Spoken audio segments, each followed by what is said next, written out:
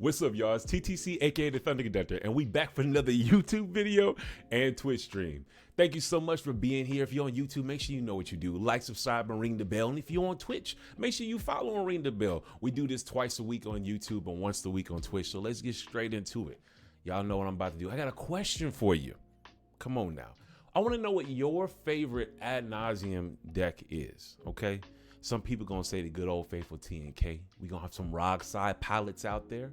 And maybe there's some non-blue players. Maybe it's the good old Obnixilis. Maybe you just want a value at Naus. Oh, we got a little miss dropping Dahada. Dahada's a spicy ad Naus deck. That deck is crazy. I gotta tell y'all what mine is though. I ain't gonna cap. I'm just gonna keep it a stack. My favorite ad Naus deck is ad Naus in the command zone. It has to be Nikara and Yannik. Like, this deck is crazy, and I have something so spicy for you. We got this very spicy deck, and I got my brother Danny in here to lead us through it. You here there?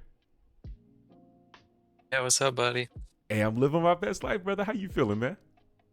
I'm feeling good, just chilling, hanging out. Cool, man. Well, bro, before we get all into the deck tech, just tell me who you are. How did you get into cEDH? Let the folks know, like, how did you get into Yannik and Nikara? Yeah, so it's kind of an interesting tale. So I've been playing Magic for over a decade, long time. Friends started getting back into it again 3-4 years ago. Started with Commander, and we were playing just a lot of just casual.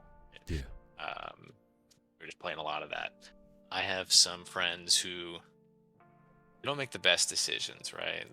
So we play kind of generally at a lower competitive level, and after we've been playing years and years of that, I love my friends, of course, and playing with them's always a great time.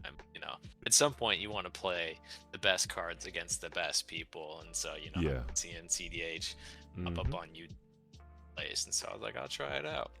Exactly. That's how I dipped my toes into it. And so with Yannik and Nikara, even that's the reason I'm playing it now. Was my first cEDH deck. Wow. It was a deck that I was playing high power commander. I really just liked the commanders themselves. Wow. I was just like, oh, Abzan's my favorite color pair.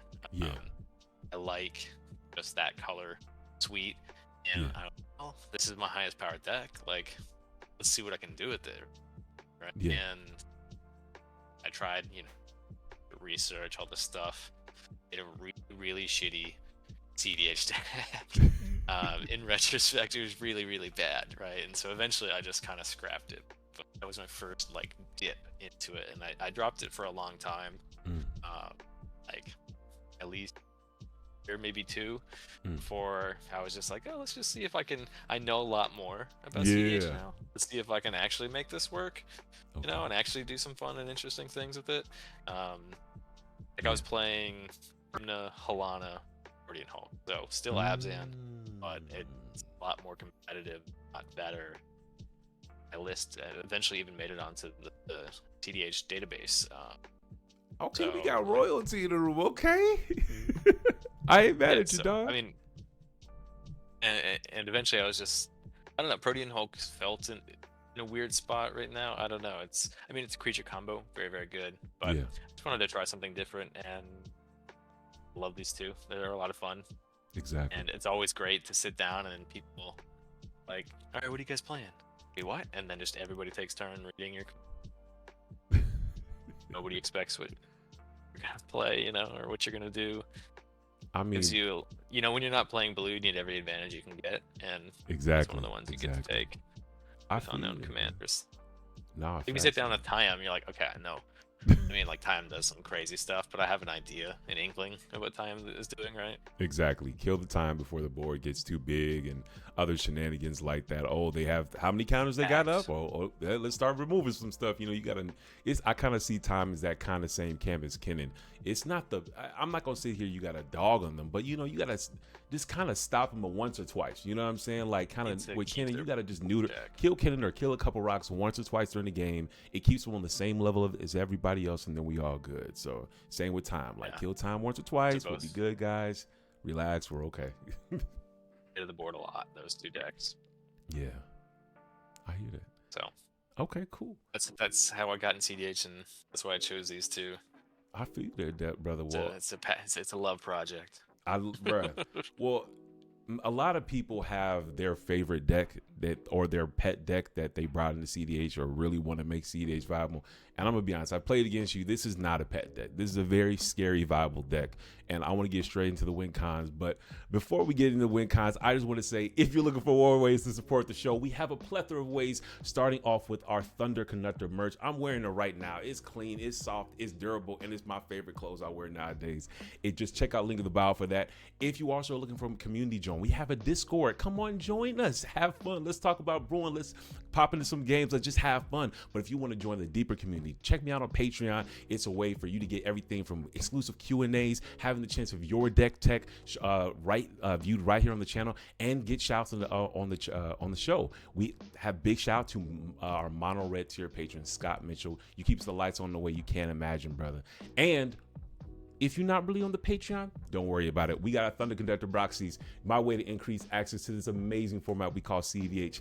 And lastly, if you say, AT, I don't want the proxies, I don't want the Patreon, I don't want none of that stuff. I just want to say one time for the fun time, I love what you do, and I want to keep supporting you. No problem. Check the link out in the bio. You can buy me a coffee. It keeps me up and keeps the lights on. But let's get straight into it, brother. Like, come on, Yannik and Nikara. Did I say it right this time? Yeah, it sounds right. I mean, it's however you want to say it, right? Whatever sounds fun to you. It's like a Kumina Matata. You know. Yeah. Exactly. Okay, what a wonderful thing. Okay. Well, talk to me straight into it. How does this deck win, bro? Sure. There's a few main cons. One of them is get infinite mana somehow. Okay. A couple different ways to do that, and then you go Finale of Devastation with a large board. Everybody, right? It's kind of a common one you see. Another one is Corpse Knight. It's in the well, creature if slot. I could ask one question before we move on, what are some ways we make infinite mana in this deck? I'm seeing some cards, but talk to me. Yeah, so you've got like Abdel Adrian there, for example. He combos in a lot of different ways, and so you have Mana Rocks out. And Abdel Adrian plus Dance of the Dead or Animate Dead is kind of a no combo, an older combo actually. Got you. Leon in Relic Order. But so that what that essentially does is it does infinite blinks of your stuff on your board. You have Mana Rocks, you infinitely Mana Rocks, you make a bunch of mana that way. You've got like there's a really convoluted combo is in there. It's kind of part of some of the Razaketh lines that still used to be there, but got you. You know, they still exist just without Razaketh. You have Eternal Witness, Saw in Half, and then like Ritual. Got infinite Eternal Witnesses, then you play Gaia's Cradle. You have infinite 1/1s, you play Gaia's Cradle, infinite green, then you've got infinite mana. Oh, okay. That 100%. That makes 100% sense. I got you. Yeah. And those are the two main ways to get a lot of mana. Most of the time, you're just using Finale just to try to find piece out of the deck, but it is one of those win cons that is available to you. Got you. Okay. Abdel also makes infinite 1/1 with his like loop, right? Every time you exile something under him, you get a 1/1 soldier each thing. Yeah. If you're doing at least one Mana Rock and Animate Dead, 2 soldiers every loop, so you know they're pretty cool. Okay, that makes 100% sense to me. And if like Danny said, if you all are not familiar with this combo, it's just basically you just get one of your enchantments that like Dance the Dead, Animate Dead, or I'm not seeing Necromancy. Does it not work with Necromancy, or is that just not a choice? It does work with Necromancy. I just don't have it in there. Oh, got you. Just a lot of slots are tight. I believe every CDH deck, you know, slots are always tight. I believe. I even still have 20 some cards I want to try. Right? It's always the case. I feel you, dog. I feel you, man. Okay. Yeah, but so for those, I guess those that don't know, Abdel and Lunar Relic Order both say ETB exile some stuff. They're both non-land permanents. Relic Order is specifically artifacts and enchantments, but so Dance of the Dead, Animate Dead, and see they all do the same thing. Enchantments that return. They say whenever that leaves the battlefield, there's a delayed trigger that forces you to sacrifice the creature brought back with it. So the way to abuse that is you have either of those 2 creatures enter, exile the enchantment, and a trigger goes on the stack to sacrifice the creature. So then you can do stuff, you can respond to stuff there, usually for like float mana with Abdel, for example. Then you sacrifice the creature, and then the enchantment returns to play. It's exiled under the creature. Returns to play, then you retarget Abdel or Relic Warder, and then you got a loop. Yeah, that's 100%. Okay, cool. Yeah, no, that makes 100% sense. And actually, brother, I'm not seeing Leon and Relic Warder. Is that a combo you're still running in this deck, or is that one you let go? Yeah, so that one I let go for the time. So I was talking with you briefly. I was running Razaketh and Brute. So these are the main big just tutor engines. Gotcha. I'm just trying something slightly different with Razaketh right now. The other version of the deck did have Razaketh, and I really do like it. Switch back. I'm just trying just some other adaptive pieces instead, and we can talk about it later. Okay. But you would only really play Relic Warder if you had Razaketh, because there's a group called Razakats, they call it. It's an old cEDH deck staple, like TNT, like Timothy Thrasios would play this. Gotcha. Where Relic Warder plus the Animate Dead gives you infinite blink of the Relic Warder. Like I said though, it's the sack enchantment is a delayed trigger. What to do is you get to sack to Razaketh before it dies. So you get infinite tutors that way. So if you don't have Razaketh though, it's not really needed. Whereas Abdel though is just a house on his own. So he can just be on his own. So even though I'm not playing Razaketh right now, he's still a very good creature to have in this like kind of blinky style deck. Yeah, that makes 100% sense. Yeah. Okay. I love how you're very adventurous. You're willing to let go of those staple win cons that are really, really tough to like let go, because I can see someone like they think, but it's Razaketh, I have to run it. It's like, you know, some people like, this is maybe not the best example, like, but ad nauseum, some people like always feel like it's ad nauseum, I have to run it though. Like, no, if you want to adventure out and try different things, you have to always be open to try different things. And so yeah, and I love your willingness to let the staples go, or let the color staples go in order to do something new that you feel like has the potential to pass things up. I have to say I love that. And so we have Razaketh isn't the win con per se, it just finds you. Right. So, I hear what you're saying. That's true. So what I've done here, what I'm trying now by dropping Razaketh, is I've added more cheap and less scary, really, that's the main thing, less scary to other player ways to get to my win cons. Razaketh definitely draws a lot of ire. It's like, I'm gonna entomb it, throw it in the graveyard, and someone's like, oh well, now let's start beating this guy up, because you know life equals tutors, right? Exactly. That sounds like one of our games. Yeah. It's like the Adnos problem, right? Is even if you're not playing Adnos, you're playing black. Or if everybody knows you're playing Adnos, Necropotence. Exactly. Target number one, regardless of whether it makes sense or not. Yeah, I hear that. And before we get on to the next WinCon, could you check your mic real quick, brother? It's going out just a little bit, brother. Oh, yeah. Let me see. I appreciate you. Yeah, and as you do that, I'm going to read off these commanders real quick, because we didn't actually read these off. If you all are not familiar, these are an amazing partner pair, Yannik and Nikara. Yannik is a 2/2 human cleric that casts for 2 in the black that says, it has menace, and whenever another creature you control leaves the battlefield, if it had 1 or more counters on it, you draw a card and lose 1 life.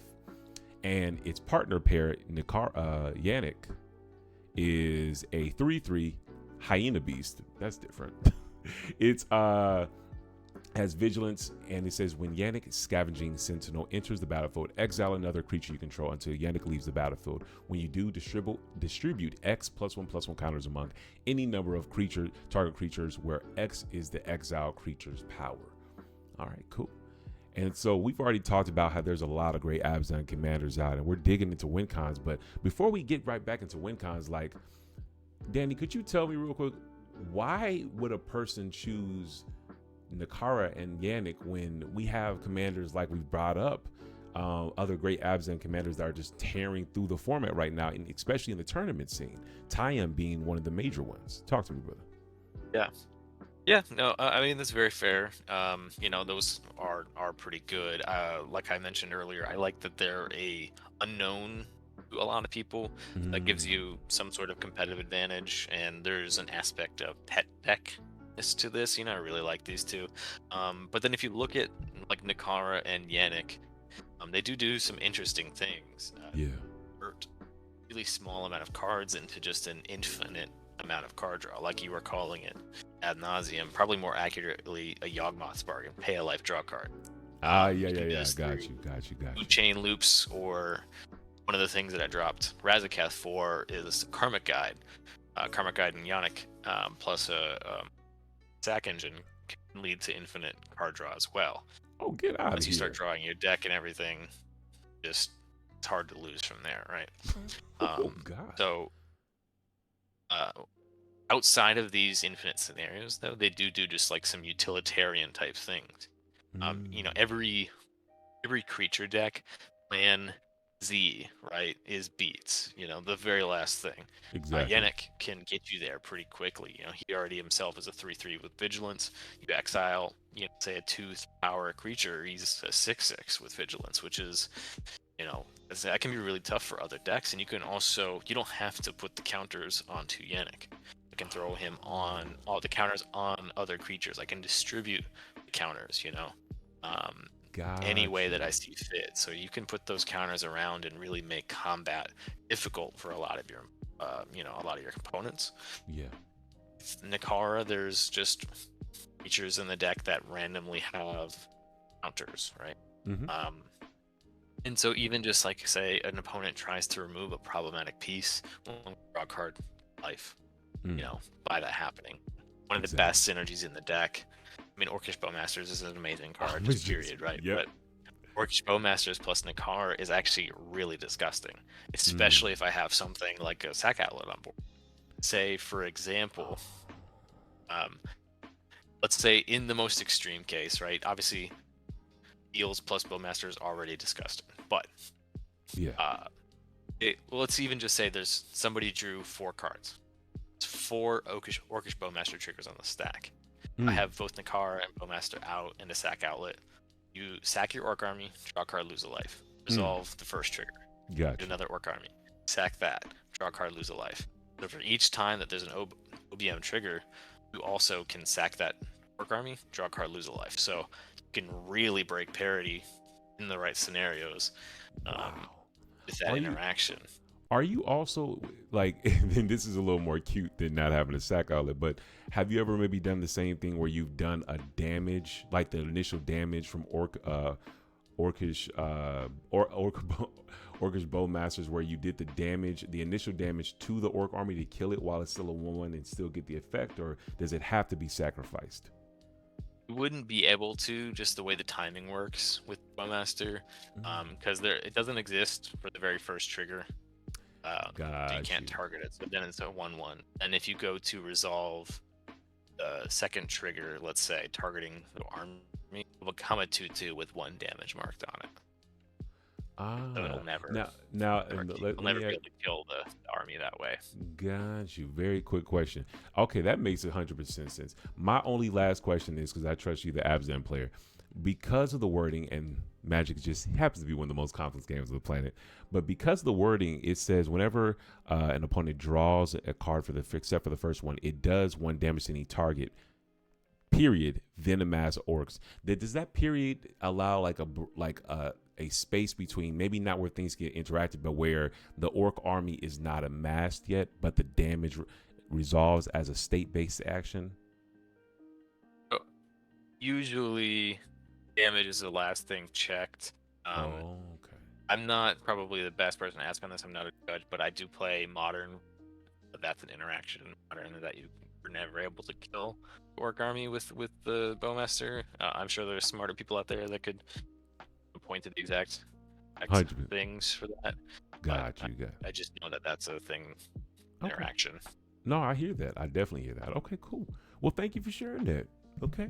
All right. Well, cool. Well, you've given us a very amazing reason why to run abs. And we even got the chat, Peacecraft in chat saying, because hidden information matters. Like the fact that you roll up with these commanders, like people don't know what you're coming from, and actually Absolutely. Not to mention that you don't need your commanders to win, which I fucking love. You know what I'm saying? Like, and this is, me, I love playing Rionia, but You know, I also run gold on the list purely because I want to have a way to win without Rionia. And like, I think like having powerful commanders, but also commanders that you don't need to lean on in order to win the game is effing amazing. But you also can win with them. So it's kind of like combo the command zone, but at the same time, I don't need you. I need you, but I don't need you. So I love that synergy. And so you've already told us that we can make infinite mana with Abdel throwing into a finale, but what to a finale of devastation. But what are some other win cons that we have in this deck? Yeah, so I think the number one that I use is Corpse Knight. Gotcha. The reason for that is it just says each opponent loses the life. There's no targeting, so that gets around a lot of sticky stuff, particularly the One Ring, right? Protection. Yeah. You know, so you can have people just let down their guard because they was like, oh, I played the One Ring, I have protection. But that doesn't matter with Corpse Knight, and actually another one of the pieces that doesn't matter as well. Exactly. But Corpse Knight, essentially what it does is if you can generate infinite ETBs in any way, it will ping your opponents to death. The main way to do that, well, Food Chain is in the deck. I don't know if I've mentioned that yet. Food Chain, you know. Okay, yeah. Food Chain is one of the main combo lines. It's very easy to assemble. It's just 2 cards. Yeah. And will lead to a non-deterministic win, depending on how you got there or what you have. Go over some of that in a second. But essentially with Food Chain, Eternal Scourge is the only piece you have an abs in. It's just something you can cast from exile. So you exile to Food Chain, you make 4, cast it from exile for you go +1. Gotcha. And you get to infinite this card, Eternal Scourge. So right there in itself, the piece that is your engine is also your win con because it produces infinite ETBs. So you just have to find Corpse Knight. It's one more piece. Gotcha. Win. It's really easy. That's why I like the combo there. Got you. You also have with the thing we were mentioning earlier, Abdel plus one of those enchantments that produces infinite ETB because you have Abdel hitting the grave and coming back, hitting the grave, come back. You also have all those soldiers coming in, so you have an avenue of infinite ETBs there that will ping to death with Corpse Knight. And the cool part is these two are the main ones. There's another one I'll go to in a second, but these two operate on completely different axes, right? 100%. Food Chain, Eternal Scourge is something from exile. It's infinite cast, so you know maybe it's more awkward into a Ristic study, which if you can't get rid of it, you have to try to go the Abdel route, because it's just one spell you cast, just to animate dead, and then you have infinity. So Food Chain is exile based, so also awkward with the Death out, but you can pivot to Abdel, uses the graveyard, but doesn't care about any of that style stuff. So either of those ways, you can get to infinite. Now, the last infinite ETB one is the thing that I'm trying right now. Why I dropped Razaketh. Is a lot of people would consider this a reason to run Yannik as well. You can, you know, just Yannik Nikara. You can, like, say Eldritch Evolution, Yannik into Karmic Guide. The Karmic Guide will enter. So you have to put. Sorry, I should back up a second. That Eldritch Evolution Yannik, and you put him into the grave. Go find Karmic Guide, enters and returns Yannik, and Yannik exiles Karmic Guide under it. You put 2 counters wherever you want. So you put one on Yannik. And if you have your sacrifice outlet, you can sacrifice Yannik, and goes to the graveyard. Karmic Guide returns. Karmic Guide returns Yannik. And you have a loop there of infinite. So the attack outlet I'm running is Viscerous here, which is infinite, gives you infinite scry. So essentially it lets you tutor whatever you want to the top of the deck and basically even stack your deck if you wanted to take it that deep. And then if you have Aura out, you can draw that card. So you can essentially pay a life card loot. And so that's 4 cards to set up in a way, but not necessarily, because you have a lot of your tutors can find you those pieces. You can set this up with Survival to the Fittest. Yes. Very powerful. Survival of the But that in itself is a infinite CB. Karmic Guide is also a creature-based react, so it hits less counters. Is also a reason as well. But that just makes it the last one. That one is on the experimental block right now, though. So given that it does take a lot of cards, you cut it for a bit. I'm right again. If I don't like it, I'll probably just switch to the Razcat package. That seems about right. Yeah, we have a quick question. That first of all, I love this combo. I love combo the command zone. So I really do hear what you're saying, where it's kind of like, even though Razaketh is this powerhouse that it's super easy, just entomb, reanimate, it's 2 cards, you just get the job done. At the same time, I am a huge fan of combo the command zone because it really gives you direction and like a game plan. Like, okay, if I see this chain of cards, or if I see this, I'm literally a commander cast away from winning the game. And seeing how green already has a plethora of creature tutors, you know what I'm saying? Knowing that you can Eldritch one of your commanders away to go to Karmic Guide and just go into this tutor line to just win this, I think this is really powerful and has mad potential. So I'm very interested, and I really hope that this is something that works out. But, I mean, when your backup plan is Razaketh, I mean, like come on now. It's a win-win either way. Razaketh I found was just really fragile, way more fragile than I thought. Because every time I would resolve Razaketh, I was like, I got it for me. Right? I can go tutor Elvish Spirit Guide plus Veil of Summer at instant speed. Right. But a lot of the times I kept just seeing interaction where none of those didn't matter. Like, for example, remember the game we played, you touched the Spirit Realm, the Razaketh, and I was just like, yeah, I have nothing. I can't do anything. Right? Like, this was one of the few things, or like somebody Otawaras me or something, right? Yeah. It's just like, okay, well, I can't do anything about this. And so what I thought was deterministic win was actually lose 12 life, attack 2 creatures, cry, right? Oh man, so it can be really weak, and it can be a really big weak spot, and that's part of why I'm trying taking him out. I hear that. Well, I know I asked you on that day that we did that about Legolas's quick reflexes. If you all are not familiar with this, Legolas's quick reflexes is basically the super protection spell. Let's see if I can spell it quick. It has split second. Yeah. It gets hexproof, and whenever you tap it, it deals damage equal to power to target creature. Right. Is like a combo piece and stuff like Martin and whatnot, but the fact that it has split second and gives the creature hexproof is the part. Right. Yeah. And so of course I don't It's see a this good as card. Yeah, I don't see this as a replacement to Veil of Summer, because the fact that you can cast this as a non-blue or non-white silence effect is just super powerful. But maybe it's in this, like, if you decide to go back to Razaketh, this could be something to say, you know what?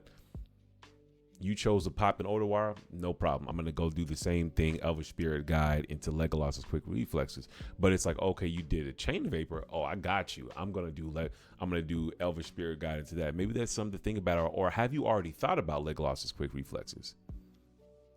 Not like a lot. I mean, I thought about it when we talked about it that day. Yeah. It's just is yet another spell to dedicate to protection, and it's a little bit more reactive than proactive. Right now, the version of the deck that I'm playing is more proactive. Fully. Got you. And I think it's relatively narrow. Like if I have a silence, for example, silence obviously is the best case. I can use silence offensively and defensively. Right. The Legolas is really only defensively. Got you. That makes sense. Okay, I see what you're saying, and even that, like, as one more pushback, is there a universe where you feel that can be maybe even a removal spell, because you do have ways to pump your creatures up and say, like, all right, I plan to go to combat.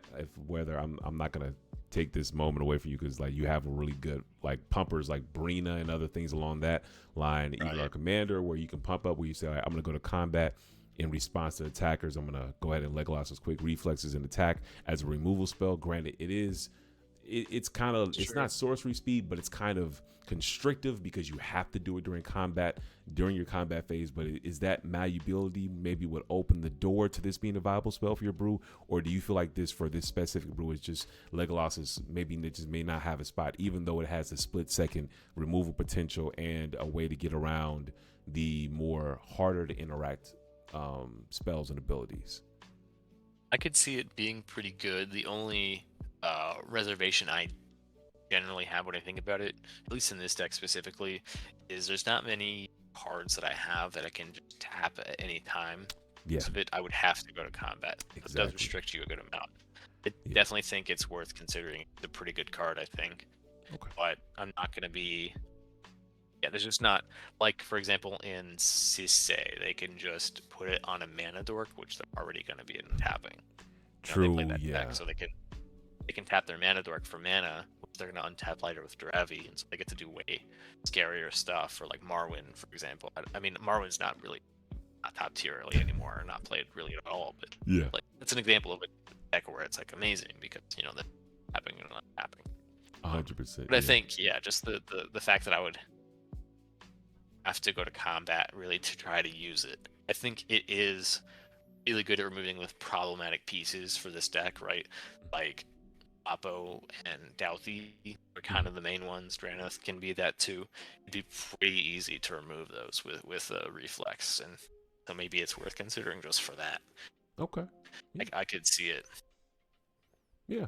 Just a card to throw out there. We actually, before we get back to the win cons, we have a question from the audience. We have Little Minch saying, "Have you thought? Have you thought of Bartolomé de Presidio?" I have never. Yeah, I know what you're talking about.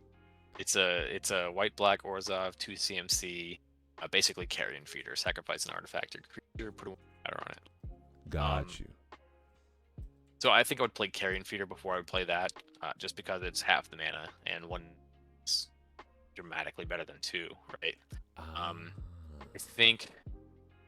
So this is a bit of there's actually, even though nobody's ever heard of these commanders, right? There's actually quite a few ways you can take commander pairing, and this is kind of a detour, but it all makes sense in a second. So you can focus on the counters part, where with Power lets you draw a lot of cards, or with Yannik lets you a lot of counters, and in that version you would play probably stuff like that, stuff that gives all your creatures the 1/1 counters whenever you sacrifice. Got you. Carrion Feeder, Bartolomé. There's a few others like time plays, like and maybe you do like Yawgmoth, Apatra, Soul Cauldron, all this kind of stuff. I get the Soul and that's it. I think I've debated playing it in that way, but it's just a whole different a different style of deck, right? I've seen people play Boonweaver. I don't know if you know Boonweaver, very old cEDH combo. It's kind of like Protean Hulk in a way. People play both, but it lets you go find enchantments, and so you can enchantments. It's another blink based one, so similar to how I'm using Broodlord, because I can blink it in Tutor. Weaver is very similar. I haven't really seen anybody Broodlord the way I've done it, so I think that's another, I guess, avenue you can get as well. But Bartolomé, I think, would be really only useful in that version where you're focusing on counters and focusing on Agatha Soul Cauldron, because there's a lot of really cool things you can do in this deck with Agatha Soul Cauldron, and it's very appealing. So in the same way that you can make ETBs with Yannik, whether it be with through Chain or a guide, you can put infinite counters onto a creature. If you have Soul Cauldron, or even just Soul Cauldron plus Ballista, or just Ballista itself, put infinite counters onto the Ballista for infinite thing. Counters on any creature that is a version of Ballista, Soul Cauldron, people to death that way as well. And so Bartolomé would be great with the deck, I got you. I hear what you're saying. Okay, so it's not really a question of the viability. It's more of like it would be a pivot of the entire strategy of how you build around the commanders. Right. That makes 100%. I mean, I've debated that one a lot, and I think it'd be really cool because the commanders directly put counters on things. You can make an Agatha Soul Cauldron build. Problem I see with that is that you're putting a lot of your strategy on to one specific card in your deck. Gotcha. without really much way to protect it or get it back. Gotcha. You have Savine's Reclamation, and you have like Eternal Witness you could use, but you don't have like all the counter that a would have, like a Francisco, like Francisco Crom people play. Because, the commander synergizes with Soul Cauldron directly, you into a win con, you have counter magic backup. Whereas here, I have to rely on like Silence or Veil of Summer. Savine's Reclamation, these things, you're a little bit weaker. So that's why I personally have chosen to try to place my eggs in a few different baskets, so to speak. Definitely hear you there. You there, Danny, brother? Yeah, I'm there. Sorry. Yeah. Our audio one more time is just dipping out just a little bit, brother. If you can just check that. Not even changed anything. I don't know what's going on. Yeah, I'm very unsure. Okay, but no worries. We're gonna keep diving into it. Try to hit me up when it starts to move out.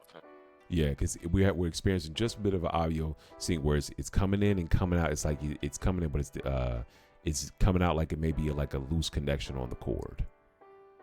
Yeah, I'm checking it. It looks fine. Very quickly, if you could try just to unplug it and plug it back in. It never hurts. Never hurts. All right, give me 1 second. No problem, brother. All right. If you are new to the stream and you are wondering what we're touching on, we are touching on Nikara, Layer Scavenger, and Yannik, Scavenging Sentinel. This is amazing Abzan commander pairing, and honestly, with the mixture of Brewer's Advantage and the use of combo pieces like Abdel and outlets like Corpse Knight and Finale Devastation, you're able to do devastating win cons out of nowhere. And we are touching on the win cons right now, so to actually how you convert these amazing partner pairings into a devastating win. So we'll give our guest one more second to get the audio. You there, brother? Let's give him one more second. All right, if you have any questions, drop them down in the chat while we wait, and drop them down. Let's see. I really liked I will say it's a good catch on Minch call on Bartolomé del Presidio. This is a very interesting card. I'm always very interested. Like, this is actually a new print from the Ixalan, the Lost Caverns or Ixalan set. And I saw it and I thought it was really interesting as a commander, but using it in the 99, though I do agree with Danny what he was saying when it comes to it's not really something that you want to put all your eggs onto this one basket. It's a pretty good hit for like something that'd be like, okay, is this a direction we want to head in when it comes to WinCon? So like, this is interesting. It's spicy. It's interesting. I like it. And also, I've never seen this card. I just had to say this very quickly. Boon Weaver Giant. Yeah, like, I ain't gonna cap. Like, this seems like very interesting, especially if you're doing similar things to Hoarding Brute Lord, where you're sacking things in. I think we got Danny back right before we. You there, you can brother? Hear me? Yep. Yeah, you can hear me. All right, sweet. All right, yeah, you sound great, brother. Let's sound like a brand new man. We have Little Minch saying, favorite spice that our brewer added to the list. I think Brina is criminally underexplored as a value piece or draw engine. Oh, we are going to get that. Brina is amazing. Yeah, Brina is hard, bro. We're going to get into that in 1 second. But before we get into Brina and our other draw engines, could you we could close the book on these win cons, bro? Because we got to close the game out, brother. Yeah, we got two more. The next one, the next most used after Corpse Knight is actually just Orcish Bowmasters. So with the food chain, once you get in the food chain loop, you can turn. So you're at the point where you have infinite creature mana. With Orcish Bowmasters out, cast Yannik, enters, exiles, Bowmaster. Exile Yannik to food chain, Bowmaster ETBs, you ping a player. Recast Yannik, exile BM, exile Yannik. You can infinitely loop. You have infinite Bowmaster ETB, so you have infinite ping. This one is susceptible to the One Ring, right? Because you can't target that one player. So that's why I use it a little bit less than Corpse Knight one, but it is still very good. Like, not always finding somebody who has a one. So it's still very, very good. I've won a lot of games with interaction. You also just have insane advantage from that point. Okay. And the next one is, and you can actually also do Bowmaster with the Abdel loop as well. Same thing. Yeah. So it blinks any number of non-land permanents. You just have Bowmaster in there. Get infinite Bowmaster ETB for anything as well. Then the last one is Meat Hook Massacre. So this one just says whenever a creature dies, each opponent loses 1 life. So this gets through the one. And whenever a creature enters, you gain or whenever one of their creatures dies, you gain a life. So this is kind of dual action, and that's why I play it. This can serve as a board wipe. You're not often needing to board wipe from more than like 2 or 3, really. 3 is probably the most common. So at 5 mana is a lot, but the fact that it also acts as a win con, and it also tutor with like Enlightened Tutor and all this stuff is pretty good. So you just have the same thing, the Abdel loop there. You're just having infinite deaths. So at the same time that you have these Abdel forced sacrifice trigger, and therefore Abdel is dying, therefore you produce a death trigger, which makes your opponent, so then you turn life loss into win. There's also really convoluted but easy to assemble plan C's involving Eternal Witness, Saw in Half, and like Cabal Ritual or Culling the Weak. You can use with Meat Hook Massacre here. And these are assemblable very easily through a Broodlord. You're running Saw in Half because you're running Broodlord, so it's actually pretty easy to get these specific set of cards. Right. It can be either Culling the Weak, Cabal Ritual, or Lion's Eye Diamond, plus Eternal Witness and Saw in Half. You can get infinite deaths that way as well. Because you just keep you're even on mana past Saw in Half, and so you Saw in Half your Eternal Witness. You get 2 tokens. One returns Saw in Half, the other returns the mana piece.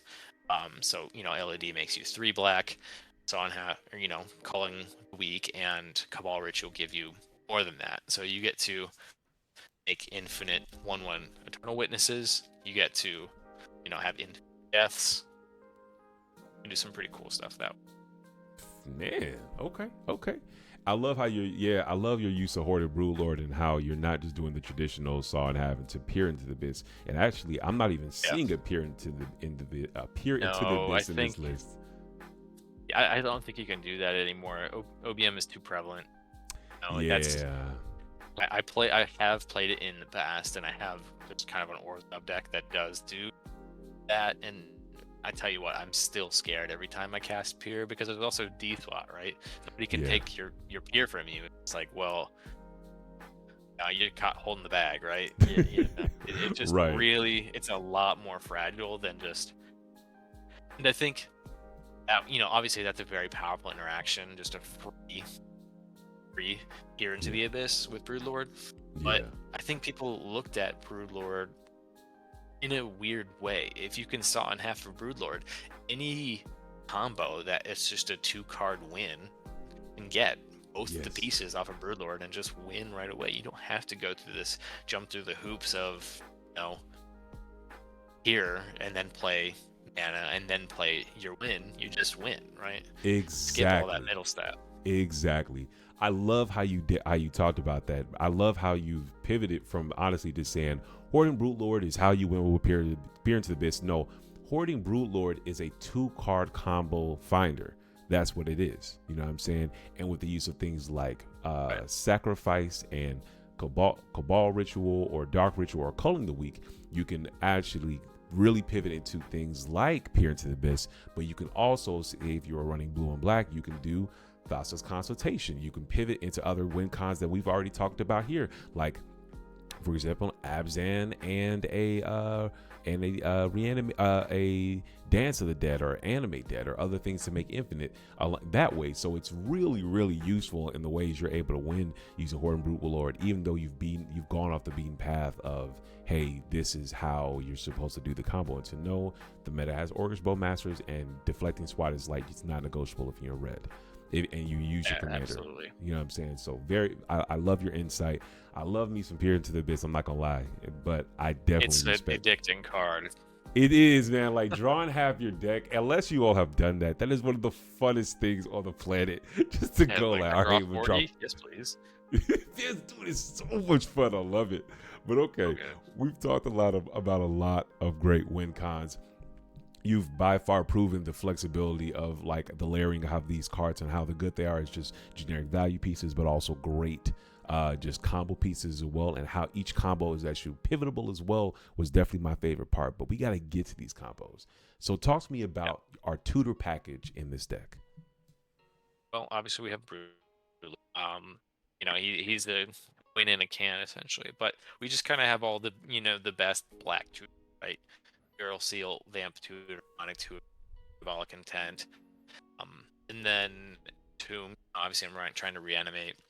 After that, some of the new cards I'm trying. I guess let me. I'll get to the new cards in a second. I have Finale of Devastation. We talked about. It's a win con and just finds you, the creatures you need. Eldritch Evolution is an amazing one because it can be a one-card win with the commander. It can just turn mana dorks into good creatures, like for example, or it can turn a mana dork into an Eternal Scourge, which is what I need to the food chain with.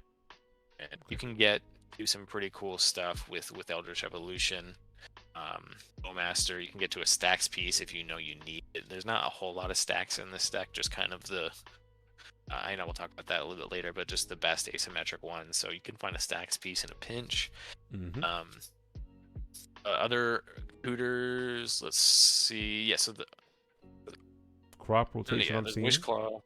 Yeah, that's one of the new ones. I wanted to put the new one in a separate category, but Wishclaw obviously is a very powerful black tutor. Okay.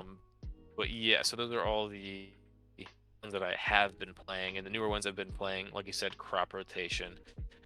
That has synergy with Emergent Zone. So I switched. Yes. Yeah. Also, I mean, Gaia's Cradle is very important too. I mean, you're playing a green creature deck. Gaia's Cradle is amazing. Yeah. You have an extra Emergent Zone. You have an extra Gaia's Cradle. I've switched off of Sylvan Library. Thank you. I'm no shade to you. I just good. Yeah. It's good, but Necropotence is better. I agree. I'm gonna be honest, especially if you can shove that Necro out on turn 1, bro. Like honestly, you can just pay Dark Necro. Literally, like it, man. Neither here. Keep going. Yeah. That's the thing is if you're playing Necro, you just draw a bunch of cards. You can then crop rotation into a zone, and you have a shittier version of Born Upon the Wind, right? It costs you green and 1 versus blue and 1. It doesn't draw you card or fragile step up. Anyways, you have a simulacrum of Born Upon a Wind with crop rotation and Emergent Zone. Right. So it can be pretty strong. Also, like I said, just finds you Gaia's Cradle. I'm playing a Surveil land. Inch, we can take that any land, turn it into a Surveil land. Try to, if I'm drawing pretty bad, I need to see what's coming and try to get any gross stuff out of the way. This Worldly Tutor and Vampiric Tutor, these are instant speed top deck tutor. Gotcha. The Surveil land can actually become an Entomb. If I don't have actual factual Entomb, I can go play my Surveil land, whether I do that through a fetch land or just play it out. Get my Surveil trigger on the stack, and do top deck tutor. Oh, you're sorry. I can also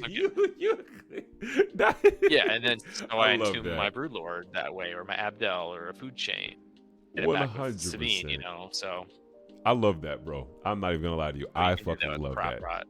Yes. The Surveil lands are really cool. If you use your graveyard, you absolutely should play one. At least one. At least one, bro. I'm gonna be honest, bro. That's double thumbs up for me. I love it, brother.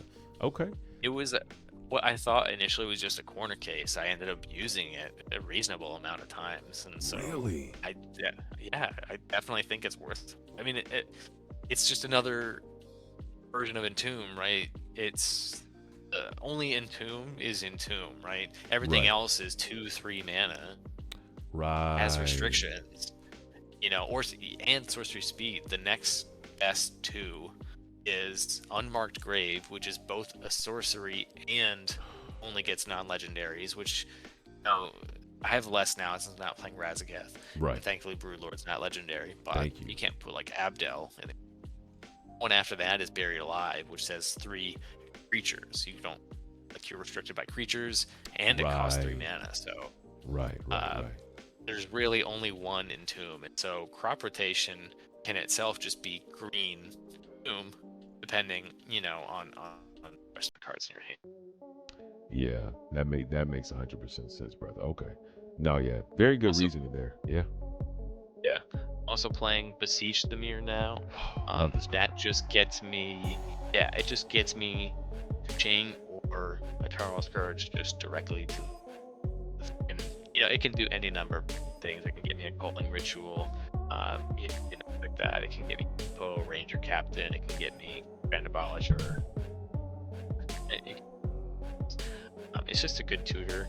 There's artifacts abound, right? Right. Deck, all your mana base, and I actually have a lot of enchantments. Abzan is one of those, and I guess Selesnya in general is one of those color pairings you just see a lot of enchantments in. So I could sack like a Carpet of Flowers or something like that. Esper Sentinel, Orc Armies. Yeah. So it's actually pretty easy to get the bargain going. You'll get a 1 ring with it. Okay. So it's pretty versatile in that way. And last tutor I'm running is not directly a tutor, but it essentially acts like one. Tainted Pact. Yes. You don't see this often outside of it. Like you have to have a specific use case for it. Right. I do. Most of the time you see it with Thoracle, right? Right. But with Food Chain, since I want Eternal Scourge in exile, if I can cast Tainted Pact, go find Food Chain, I exile Eternal Scourge along the way, that can be huge, and it just perfectly sets me up. So Tainted Pact is really useful in that case. With Oppo, and also if you have Tainted Pact in hand already, you can Oppo somebody's like Worldly Tutor. Right. You'll grab their Thassa, and then you play their Thassa into your Tainted Pact, right? You a clown, bro. There's no, you take Thassa too. I'm not even playing. And people do it with I Praetor's believe Grasp you, as well. but that's hilarious. If you Praetor's Grasp somebody, grab their Thoracle and Tainted Pact, same thing. I fucking love it, bro. I mean, like a win is a win. Fuck it, bro. Also, Thassa Pact is just as good a win con as Thassa Console, Hell yeah. I love that, bro. I love that for you, bro. Quick question. We're not seeing the use of... We've talked about using opposition to take other people's Thassas, but we're also not seeing a Praetor's Grasp here. Is there a reason? That's on... It's on just one of those... it's my influx cards. I think you have the list open. I have a series of cards in the sideboard, and Grasp is one of those. Just cards that are on always in the back of my mind. When I'm playing? What do I like? What do I don't like? And what could be Praetor's Grasp, or what could be any of these sideboard cards? I definitely want to play. I try to generally stay away from it in webcam Magic just because it's a hassle. Yeah, I hear you. I think if doing more in-person tournaments now, I think I will maybe try to find a way to fit that in there because it is just that good. If I could even just find counter magic or something if I know I'm gonna have to fight through something.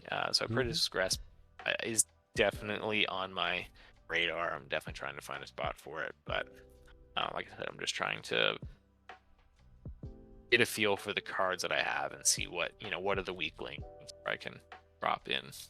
There's also I put it in and out of my decks from all time, but Scheming Symmetry has the same kind of synergy with Opposition Agent. And if you have Oppo out, you just target 2 opponents. One that has Thassa, one that has Demonic Consultation, and boom, that's a win as well. I'm not playing that here, but I play it in a lot of my other black decks. It's another 1 mana top deck tutor.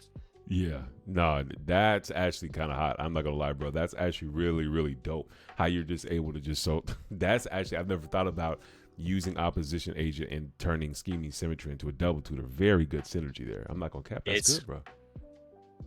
I've done it like I mentioned, Aven deck, and that's a really good synergy in that one. I've done that.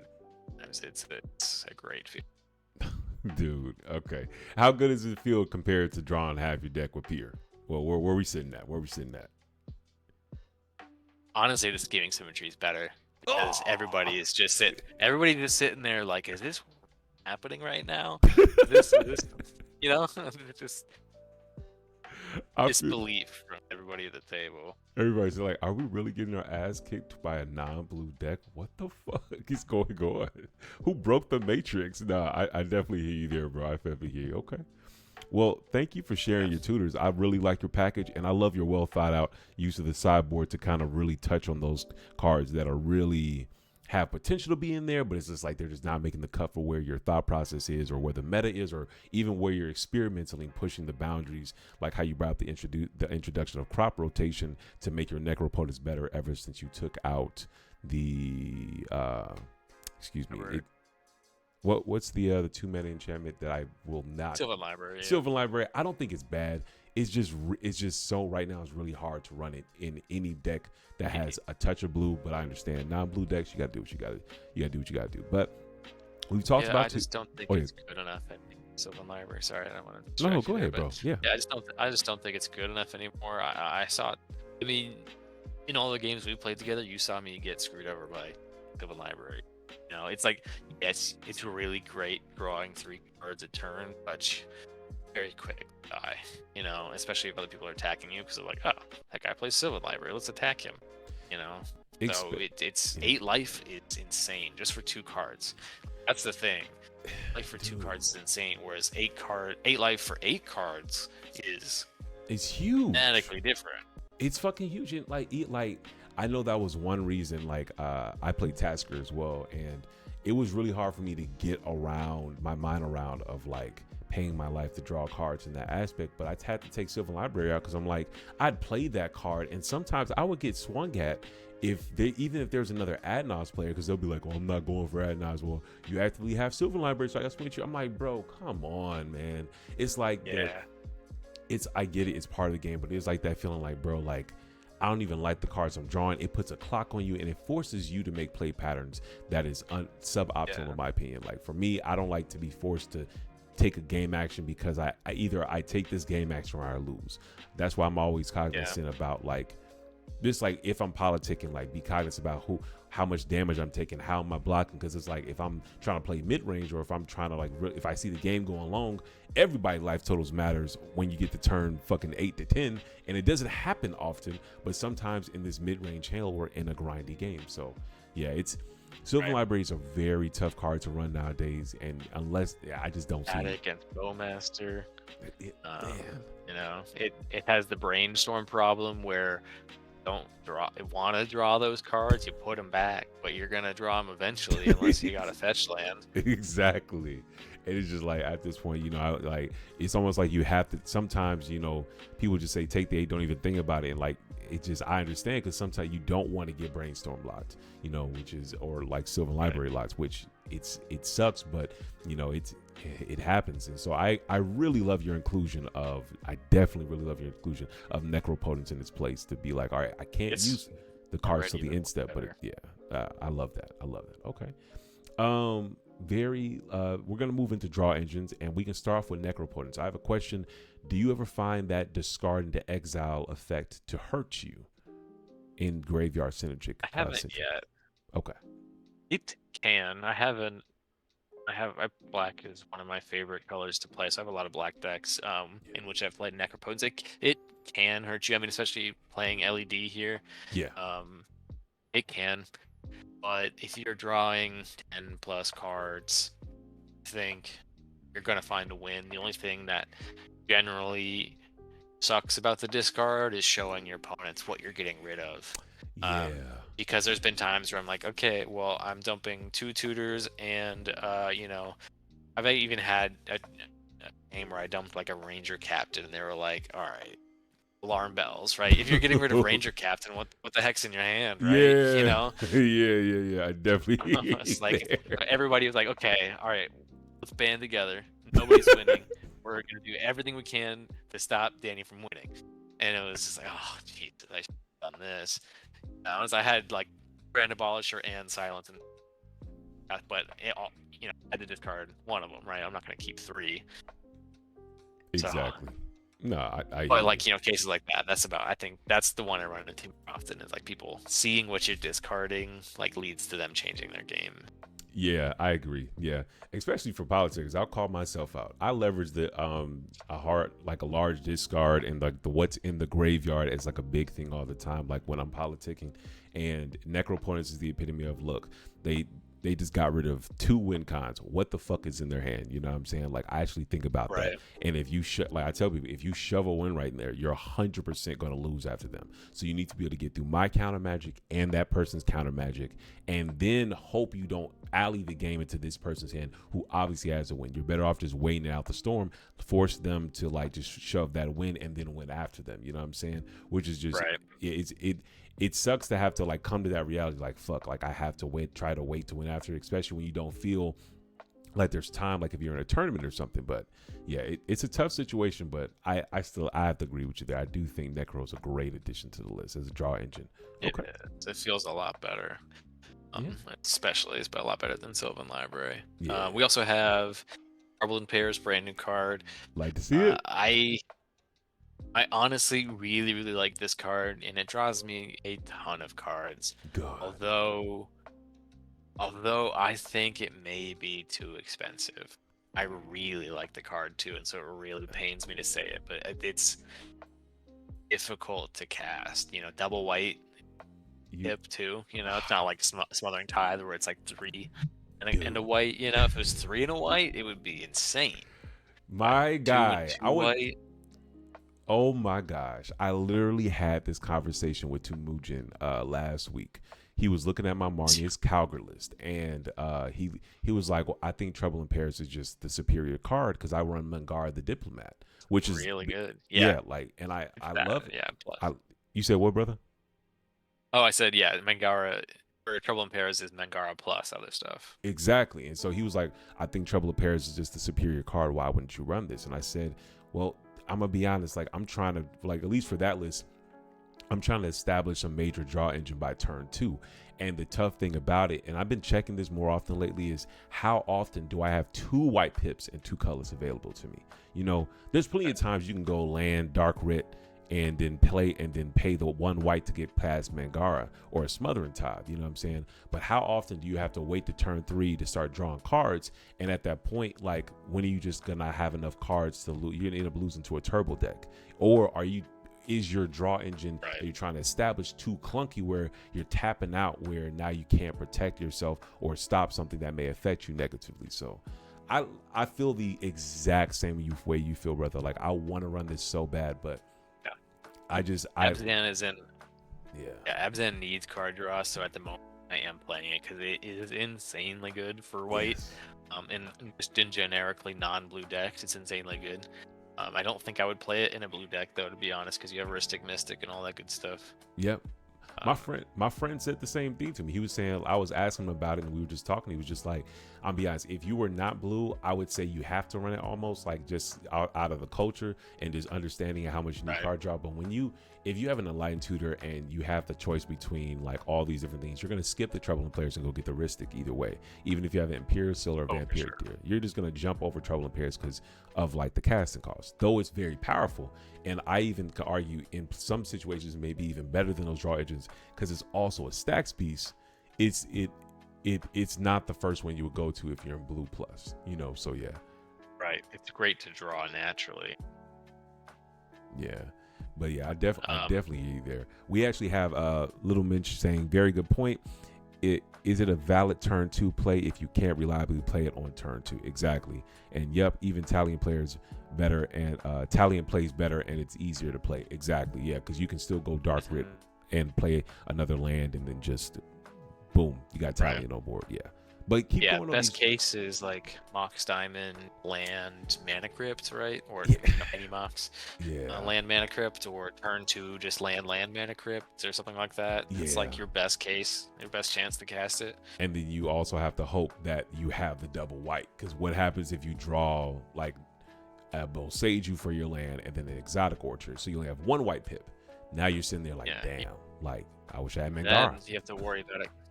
And you have to worry about it getting countered. If you're in a non-blue deck, I can't play 4 mana for something and then hope to cast Force of Will or something. I don't have that. That's real. It is. It's one of the hardest things when you're not playing blue. Is stuff like that. So, but that that's a whole other topic. No, I hear you. It's all good. Tell us some other draw engines. Like I could talk Trouble in Pairs all day, but keep talking. We talked about Necropotence, Trouble in Pairs. One Ring. Don't leave home without it. Yeah, exactly. It's amazing. We've got obviously the Commander. There's then my favorite Brina. Mentioned this a few times. Please talk Brina to is us. really, really great. When I first started making this list, I was running Tymna in the 99. It's that good, right? Yeah. But Brina is really interesting because Brina is on attack. It's not combat damage. So I could send in some weak stuff knowing that it's gonna get blocked. That's fine. Just on declare attack, it triggers Brina and will draw me a card. But other cool thing about Brina is it's putting 2 1/1 counters for each trigger, so I can make my board really big and really scary for that Plan Z beats. Yes. It also is symmetric, so I can force this kind of politics scenario. Like, hey, Brina says if you want to draw a card, you have to attack my opponents, and so I can delay myself getting damage because I'm spending my life on the One Ring or my Commander. I can delay damage from myself and make my board bigger with Brina. So she does a lot just for 1 creature, the exact same cost of Tymna. This specific deck, because I care about counters, synergize with it's far, far better. Yeah. No, I absolutely. I can easily draw 2 cards. I was just gonna say I can easily draw 2 cards. Yeah. It's just really good. Yeah. I'm not. There's nothing I have to add on to what you said. Honestly, you just hit it on. Little Mitch was asking about this earlier, and I agree with. I think that this is a slept-on card.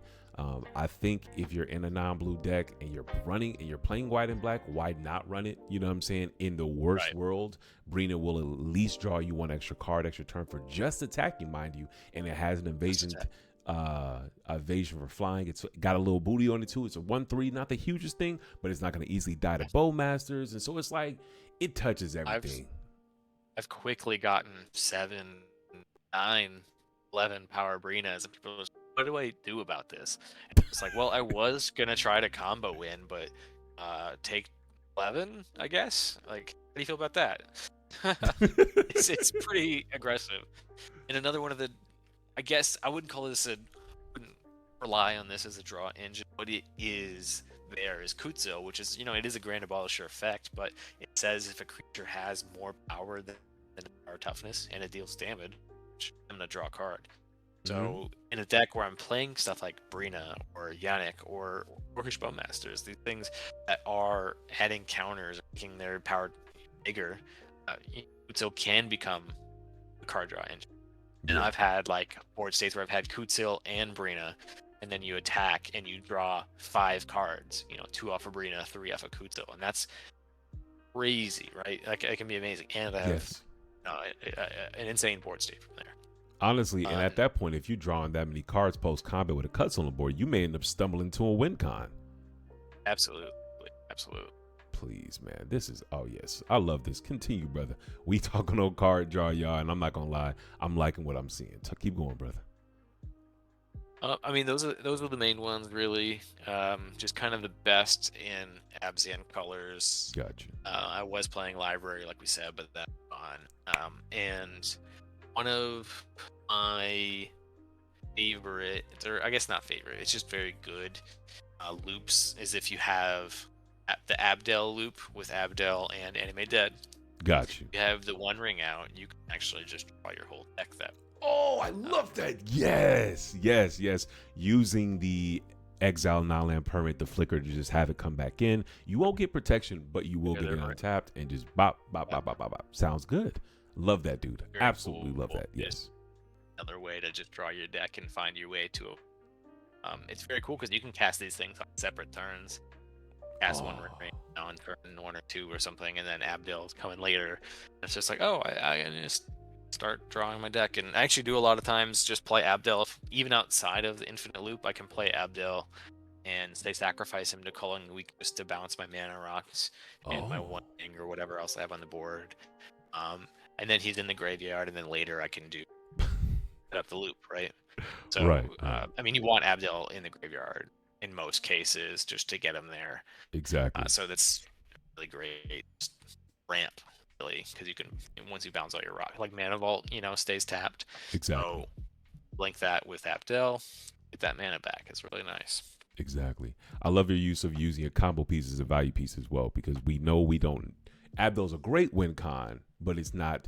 We don't have to lean on it to the point where it's like, oh, we can only win with Abdel. And then to also know that it's never a dead card. It can flicker our rocks, our one ring, or other things like maybe taps creatures post combat to untap everything. If we have a sack outlet to use it as well, it's absolutely like really great to know that that's just an option, dude. Man, I love that. Yeah.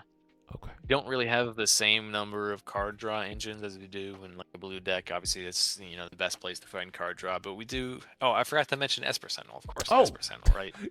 How dare you? I was about to say here. Yeah, I know. I was here saying, like, yeah, we don't have any Ristic or Mystics. And I was like, wait, we do. We have Esper Sentinel. Exactly. Esper Sentinel's in there. He's obviously one of the best in white, 1 mana. Pretty great, and it's a really cool synergy with Esper Sentinel. It's my fate. Like, this is the coolest interaction ever. It's because Yannik is distributing counters and Brina is distributing counters, and he easily make a 3/3, a 5/5 Esper Sentinel. It's like, okay, well, gonna pay 5 to, for that non-creature spell. Turns into a Mystic Remora really quickly. Fuck, I love that. Only once a turn, but still, like.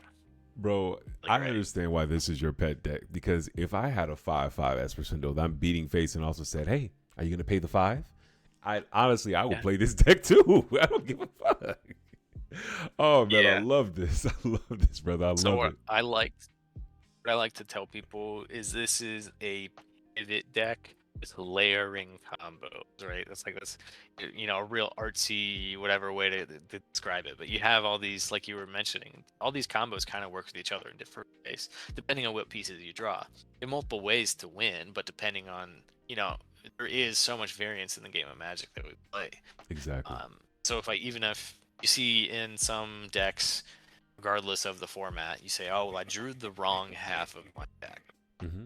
But if you have, because these layer, you can still draw the quote-unquote wrong half of your deck. They work together in some other way that helps you find the other pieces or helps you get to the next point to convert to the win. Yeah. And stuff like that. A lot of little micro synergies like the Esper Sentinel. Got you. Abdel can flicker Broodlord, Oh, yeah.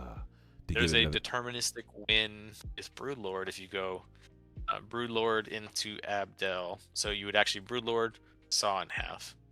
You'd get Animate Dead and Lion's Eye Diamond. Yeah. Lion's Eye Diamond for 3 white. All you need is one more generic there, but then you evoke both Broodlords, play Animate Dead, get back the original Broodlord. The new Broodlord goes and finds you Abdel. So if you have one more generic floating around, you convoke that Broodlord plus the 3 white from Lion's Eye Diamond. Generic cast Abdel, and then you need to sacrifice Abdel, and then you have now an infinite loop of Abdel returning, linking the original Broodlord, so you have infinite tutors, but you really only have to infinite convoke as well, because you can pay for all the colorless pips, bare minimum, because you're all the infinite white, dude, and black too, because if that's infinite, no, it's not infinite Horde Broodlords, is it? Or no? Well, yeah, no, you would have infinite Broodlord triggers, but you only have the one Broodlord, but you don't even have to take it further with infinite tutors. Actually, just the first tutor, you just go get Orcish Bowmaster, poke it in, and then now you take that for nice and simple. Tap the Broodlord, tap the Abdel. All right, All right, Infinite, we good? We good? We good? Everybody? Scoop, GG? Okay, let's go to game 2. Dude, like I said before, y'all, Hoarding Broodlord does not appear into the basic combo. I have to 100% agree with Danny here. Hoarding Broodlord is a 2-card. It can be, but it's a 2-card combo finder, and I love your application of that. That was such an amazing example of like using Hoarding Broodlord in a less popular way, but a more viable way, if I can make that argument here. So I definitely hear you there, brother. Yeah, I think the main weakness of the deck is that you have to cast multiple spells a lot of times to get to your win. The most compact is, dead targeting Abdel and turning that into a win, but like these ones, so the food chain, the Broodlord lines, you're casting a lot of spells, and so you're very, very weak. Thick, or Mind Break Trap or something like that. So that's the one big weakness about the deck, but you have a lot of just like pivot ability, and that's what I think makes me like this deck so much. I hear that. Well, speaking of that, like, what would you categorize this deck as? Is this more of a turbo deck, a Stax deck, a mid-range deck? Like, how does your deck navigate like the game of cEDH, and how does it look to play within the current meta, just in general? I would say generally it's a mid-range deck. It's not going to be as mid-rangey as, say, Blue Farm, something like that, or like Kinnan. But it's never going to be more mid-rangey than those. But it also has the ability to present a very early win, although unprotected. You could get a turn 2 win easily if you want to just throw protection out the door. If you just entomb Animate, boom, 2-card win. Right. And you can do that really, really early. But it's definitely not turbo, although I've been trying to speed it up by adding, some more of those cheap tutors, like I was saying, instead of Razaketh, or adding some more. Like originally, I was just running Gust Veil, but now I'm running Veil plus Veil of Summer plus Autumn's Veil, for example. More ways to protect my win attempts, because often I find myself in cases where I can easily get to a 2-card win condition, but problem is, how do I resolve this 2-card win condition? Exactly. So I would say it's mostly mid-range, although you have the ability to go faster, so it's not quite turbo, not quite fully mid-range, if that makes sense. No, 100%. That makes 100% sense, and I love that you brought up Autumn's Veil and Veil of Summer, because that brings me to my next question. Like, what are our protection pieces, our board, spell, and like our personal protection pieces that this deck uses to help it be viable? Yeah, so we've got those two, the 2 Veils. We have Silence is obviously a great piece. We have Grand Abolisher, your captain. I think any white deck leaves without these. Cannot. We also have Kutil, because we're playing green. Kutil, is just another really good Grand Abolisher effect, and it has that other micro synergy I talked about. It costs 3, but so I've actually picked it to. I actually think that sometimes it's easier to cast Kutil because it's not double white pip. It's 1 white green, and that's a lot easier to get to than white sometimes. You think with the use of Giles Cradle, being able to tap and pay for 2 of them, and then just having to tap 1 or white, or what's really causing that? Exactly. Guy's Cradle, things like that. You have Elvish Spirit Guide, taps, gives you green. Yeah, you're right. All the mana dorks I have now are any color for like these, but with the exception, I guess, actually of Delighted Halfling. Delighted Halfling wouldn't give you any color, or Grand Abolisher does not would give you any color for still. But you just have. It is like we were talking about the Trouble with Paris. It is just easier to have distinct colors than it is to have 2 of the same color. Weirdly enough, the way that cEDH mana bases just kind of together, it just happened. If you're especially like 3+ colors, it just happens. No, 100%, because you're never going to go ahead and get a volcanic island. You're never going to get a volcanic island and then steam vents. You're going to get volcanic island, then tropical island, and you know, you're gonna like kind of start to spread things out, you know, with your colors and make sure you have like you're able to navigate the situation however you need to do it. But if you know you have this ranger hand, then you have to start kind of positioning your mana base to get these, to play these specific cards, not knowing what you may draw into later, and that may end up hurting or helping you depending on like the variance of the game, which we talked about earlier. So 100%, I love your analysis on cut. So I think it's definitely a mainstay in the list if you haven't already decided. So I love to see it, man. I think so too. Yeah. A new one I'm trying. I've played it a lot in my Protean Hulk, the Absent Protean Hulk list. Orm's Chant. Oh. This is, you may see this now and again. You're definitely not going to see it. So it's really just, if you're not playing blue, this is something you'd play. It's another version of Silence, but not as good. Yeah. Because it just says target player and play spells this turn. So I know somebody is going to have a lot of interaction. Somebody has a full grip. Or even just like, oh, well, that's the Ristic Mystic player. I'm going with this. They can play spells this turn, and then you just have to hope the other people don't have interaction. Yeah. This is just there is no other 1 mana silence like Silence. You know, this is more mana than that. So Orm's Chant, it does fill a gap there really well. It can also be really good as a defensive tool as well. Say your opponent is Final Fortuning or breaching something. I don't care. Yeah. And it's actually probably worse that I turn off all my other opponents. I just want that one player to stop playing spells. Right. I hear you. How many times have you been where, you know, you cast Silence and then nobody else can interact with the player that's trying to win right? Because you just cast Silence. So if for some reason they can do other things, you guys are SOL. You know, exactly. Orm's Chant just stops that one. And no, you are 100% right. If I can just bring up the number of times where I've had to tell people, like, hold on, like they say, well, crack your ranger. I'm like, hold on, before I crack my ranger, exactly. Do like, am I cutting you off of interaction? Because I'm like, I can show you my hand. I don't have any other counter spells. So even if I'm in a blue deck, blue players don't only play so many counter spells. So it's like, am I stopping the table from interacting? The better version of what I'm trying to say, is the ranger captain thing. I've had that happen so many times. Somebody cracked their captain. Oh, well, I could have stopped them, but now I can't. Like, so you just cracked the ranger captain for them. Like, this is good, actively good for them. You know, like I've been in those type of scenarios before.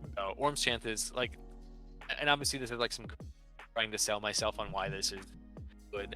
It's just it is worse Silence. There is actually some extra text on this. It's less relevant now. It used to be really relevant. It's a very popular deck. You get paying an extra white, and you can just, and that player can't attack this turn. So with Winota, you just say, oh, you can't attack, and obviously that's a huge swing. But Winota is not played much anymore. In like, you know, if somebody has a Tim the Pivot or something, or like Kiki Jiki combos or Ryonya Combat Celebrant or Godo, they're not as popular, but they're still present. I honestly think if I can add on to this thing, we're not convincing this card is good. I think it's great. I think it'd be, if we think about tournament play, I can see this being a great Swiss card to have in your deck for the Swiss. Granted, you can't take it out during the top 16, but like that's where you'll see more of the fringe decks or the more like personal, like these are my personal brews. It's not uncommon to be in a Swiss round where it's only one blue player, like one blue farm, and then you got a Keurig, and then you got this and you got that. So you only need to silence the blue farm player. Or if you know that, okay, there's a note at the table, like for your example, I'm just going to stop you from fucking attacking because I just need one more turn to get the win. You know what I'm saying? My opponents are going to love me for this. And not to mention, now I have a guaranteed way for you not to drop a whatever flip, you know, would know to be doing broken stuff. But, you know, I absolutely think this is great. Yeah, no, I am not. Like Elevere is popular now. Elevere is now popular instead of Winota. You don't want Elevere attacking. All their stuff is really big. Exactly. Exactly. I think a lot of times you see Elevere win conless stacks. They're just like, how do you win? You take a bunch of damage. So like how do you win? You know what I did last turn? Yeah, I'm gonna do that. I'm gonna keep doing that over and over. Gonna keep doing that. Yeah. We don't break. But yeah. Yeah. I like Orm's Chant. I definitely like having it back in the deck. I didn't originally have it in the deck. The last piece, I'm still not fully sold on. Talk to me. I'll happily take ice any direction. It is one of the only forms of stack interaction that the deck would have access to. Reprieve. There's a new card that I want to. There's a new card I want to test. Aven Interrupter, very similar to this, brand new, just came out. Yes. This past weekend. It's this deck, like I said, suffers from not having on-stack interaction, but yeah. Reprieve is too. It's a lot to hold up, and not. This deck loves to just spend its mana, ass, right? Yeah. We're not doing a whole lot of instant speed stuff. Urgent Zone, I now have more options to do that, but Reprieve is expensive, but I have had gotcha moments, but there has also been times where it's just been in my hand and I didn't do anything with it. Yeah, I definitely hear there. If I can throw this out there about Aven Interrupter, I've only played against it once, but in that one game, it absolutely did what it was supposed to do at the highest level. Its ability, it's like its ETB to basically, exile a spell off the spell is great. That Stax clause, especially because you're more creature based. Static, yeah. Dude, Yeah. Fuck Underworld I think Breach. that's what makes it really good, is that static clause. Bro, it's another must remove. Yeah, I'm not gonna lie. Like, I don't know if you would want to burn both, because I do respect where you're coming from. Where it's like, no, we usually just want to pass. Thinking is maybe both, but I'm gonna be honest. I wouldn't be mad at you making that switch out for Reprieve and Aven Interrupter, but only because my biggest thought that comes to mind is a creature, and we have a lot more creature tutors than than instant tutors. However, if you know that you're going to mostly be tapped out, it's kind of like, okay, why am I running this? So I mean, it's a stacks piece as well as a counter spell for white, and so it's really good. I'm just gonna leave it like that, man. It's really good. I'm definitely going to find a spot for Aven Interrupter. Yeah. But with Reprieve specifically, here's the other thing that I'm considering. Slide down to the sideboard. There's a card called Abeyance. Very old card, only ever been printed. It's a lot like Aura's Chant. It's another single target silence. Okay. But two cards. One in a white, single target. Single player can't play instant sorceries or abilities. And a card. So it's worse than Aura's Chant, but it is just another like, hey, you can't play any spells, like any counter spells. That's the things that matter. Interrupts here. I don't know why I keep saying interrupts. Instants. Right. They can't cast. Well, it says interrupts on the card. Right. You good. But it says you can't cast counter spells this turn, which is the only thing I care about. Right. I don't care if you cast. I would care if you cast like opposition agent. Screw me. Right. But for the most part, the thing that people are going to be interacting with is going to be those counter spells. So this is it's weird because, like I was talking earlier, Reprieve can pull double duty. It can be offensive or defensive. Yep. And this too can in a way, but it's a bit narrower. Yeah. Right. A lot of times. Yeah. Go ahead, brother. Go ahead. Yeah, it can still do what we were talking about with Aura's Chant. Make it awkward for a Final Fortune or Breach turn, but it doesn't stop you from doing. Only stops you from doing instants and sorceries and activated. So there's still a whole other gamut of cards. Whereas Aura's Chant or Silence just says you can't cast anything. Right. So against certain decks that may not matter. Mm-hmm. Right. Yep. If it draws you a card, I mean that's like what this we get for paying 2 mana instead of 1. But Reprieve it's not countering, so uncounterable stuff matters there. Reprieve is on stack interaction for a deck that doesn't have it.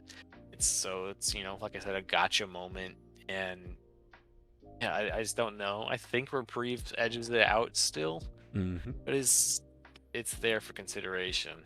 Yeah, no, I definitely hear there. what comes to my mind when I see Abeyance is it makes me ask, what is my deck trying to do more? Am I more trying to protect my win, or am I more trying to stop my opponents? Am I like, even if it's not purely control? So if you're trying to more protect your own win, I'd go Abeyance. If I'm more trying to stop my opponents, I go Reprieve. Because for me, Abeyance is better at stopping my opponents than a Reprieve, because if they have a force wheel and you bounce that to their hand, well, then at that point, all you're doing at that point is, what's it called? They're going to, if they have another blue card, they're just going to recast the force wheel again. You know what I'm saying? Right. Where on the flip side, if they have a Ristic or Fish, if you start the turn off with an Abeyance and they don't have that force wheel yet, which they may get after you said you cast a lot of spells to win, then it's kind of like, okay, I've drawn my interaction, but I can't cast it. You know what I'm saying? So it's one player, but like you said, Ristic, Mystic are kind of things that are tough to navigate. And this would be a good one to do it. And I will also throw out there, when I saw Aven Interrupter go off, it was in a Winota deck, which is notably a Stax deck where it wants to slow people down. So I'm surprised to see that. It's kind of like, of course it felt great, but because it was in a Stax deck, and so this not being a Stax deck, it's kind of like, it makes you wonder, is that something you still want to run? So very good. That's one of the methodology, or not methodology, just thought patterns I've seen people saying it lately, is that you'll never be able to police the whole table. So sometimes, especially in a non-blue deck, and I'm sure you actually know this intimately because you like to play a controlling version of Marnies and control everybody. So in a deck like Abzan, where I now have 2 pieces of on-stack interaction. Well, that's not true. There are others, but they're bad. But let's just say 2. I have 2 pieces of on-stack interaction. Not reliable, and so I think Abeyance would be better. More I think about it lately, because it's just having more ways to protect my own win and just win before somebody else wins, probably my best avenue for a non-blue deck. Especially because nowadays, like, though we're in a mid-range hell, maybe one of the mid-range decks you're going against is a control list. You may be playing against a Marnius and a Timnacrom. TNK has counter spells, but I'm gonna be honest, that red elemental blast or power blast they draw is not going to fucking stop you because you're not in blue. Yes, they may draw into some bullshit, but if you hit the Talion or the Marnius or whatever control player, you hit them with an Abeyance, bro, it's not 100%, but your chances to win dramatically increase, bro. Definitely 100%. I hear you there, bro. Okay. Well, yeah. But that, in terms of protection, that's pretty much it. That's the full protection package. Yeah. That looks good. Yeah, that looks great. Yeah, no, well, then that we've already kind of started to talk about interaction and removal. We've already talked about Reprieve as an interactive and removal spell, but talk to me. What's our other interactive and removal spells in this Abzan list? We got Bowmaster. We've got Dauntless Dismantler. Yeah, we got Dauntless Dismantler, which is the removal and the Stax piece. Yeah. Got Abrupt Decay and Culling Rituals. Very, very good. Oh, yes. Make a ton. You could just clear a board and make a ton of mana. Yes. Swords to Plowshares is absolutely amazing just for 1 mana. Yes. I used to play Assassin's Trophy, and Assassin's Trophy is really, really good because most players don't have basics in their deck. But I'm trying, like I was saying, to be more just proactive than reactive. So that just was one of the cards that just got inched out. Yeah, I hear you there. I hear you. That effort. Playing the Meat Hook Massacre, which is, that both Google board wipe and a win con in itself. I like it. It's very easily tutorable with Enlightened Tutor and stuff like that. Okay. And then the last piece I'm playing is Touch the Spirit Realm, which is honestly one of the best white removal spells now. I mean, I know it's only temporary. Thank you. But it is a channel, which is like it's so amazing because you can just let someone, play your Grand Abolisher. Yeah, sure, go for it. Literally, unless and then they feel so cocky, and then you just go, oh, well, I just channel. Please overcommit your mana. Please set yourself up where you cannot at this point cast Born or crack your Emergent Zone. Please, set yourself up so you have all leaned on to the fact that you have a Born, and unless you have a Stifle effect, which a lot of decks are not running, Touch the Spirit Realm is just gonna do what the fuck it does, man, which is saying fuck you. I guess deflecting SWAT as well, but it's like, unless, I'm gonna be honest, they have to have it. You gotta make them have it sometimes. You know what I'm saying? Gotta make it. Absolutely. Yeah, I love that. Yeah. And I'm gonna do. I love detours. We're gonna do another one. Touch the Spirit Realm actually plays double duty in this deck. Not only does it have this really strong removal, it just by itself is really good. That channel ability. It actually can be a infinite ETB creator. With the Razaketh version, a little bit easier because you had Abdel and Relic Order. With this version, you just have Abdel. So if you have Abdel, your commander, and Touch the Spirit Realm, make infinite ETBs, make all your creatures infinite power. You have far out, you can get as much card draw as you want. And the way that you do that is and it can be. This is another one where you can just cast the pieces at totally separate times, and then it just kind of can come together. So if you have like Touch, for example, if you have Touch a Spirit Realm, you can hard cast it. It's on the field. Cast Abdel, it enters, exiles, Touch the Spirit Realm, whatever else. And then you cast Yannik and exile Abdel.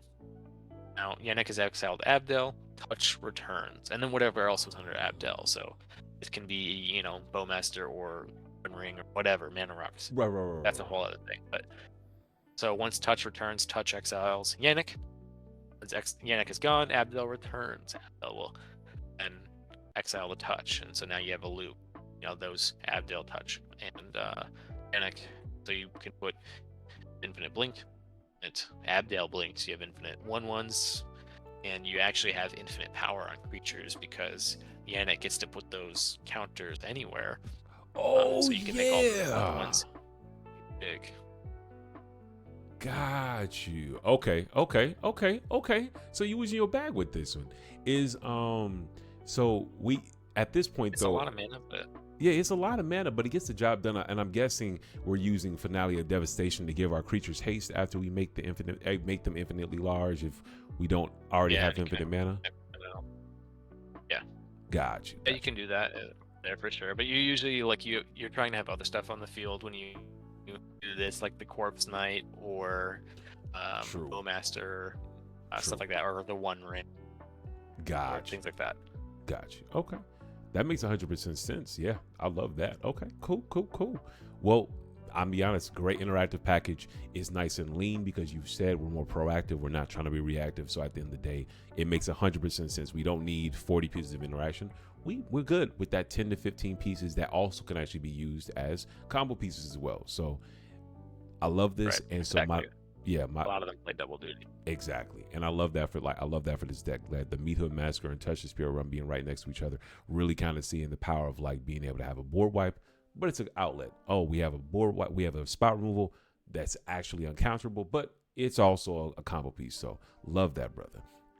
When it comes to Stax pieces, I know we said we're not playing a lot of them, but we are. I'm seeing a Trouble in Pairs, like we've already talked about, that stops extra turns. Like, what are the few Stax pieces this deck still chooses to run? Yeah, so I say that we run the best asymmetric Stax pieces available in Abzan. Gotcha. So that's Dauntless Dismantle, right? That's a Blind Obedience type of thing. You have Douthie Voidwalker, that doesn't affect me. Gotcha. I have Draneth Magistrate, that doesn't affect me.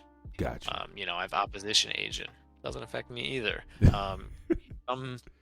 Some people may consider Ranger Captain a Stax piece, right? Because there's this looming silence over their head, that can really kind of hold back some opponents. Like, well, I'm not going to go off because it cracked the Ranger.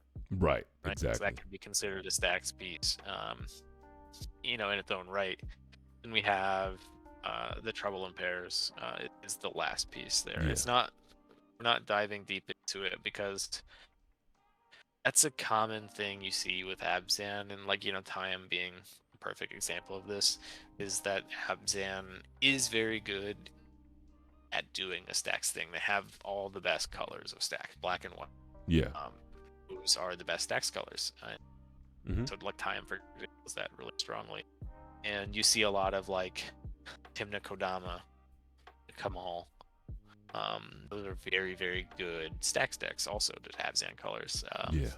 But I think Stax is in a great spot right now.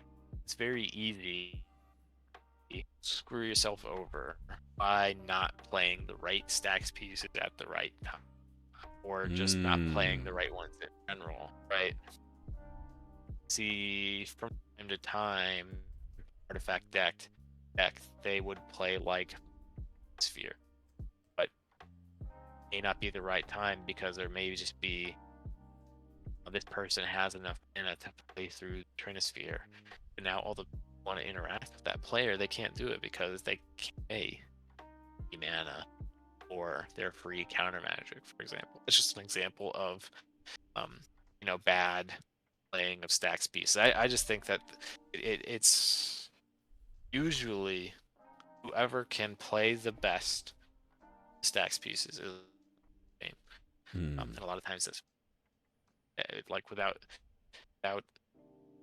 saying much else, the person that usually plays the best through Stax is blue, or like Sisse. Yeah.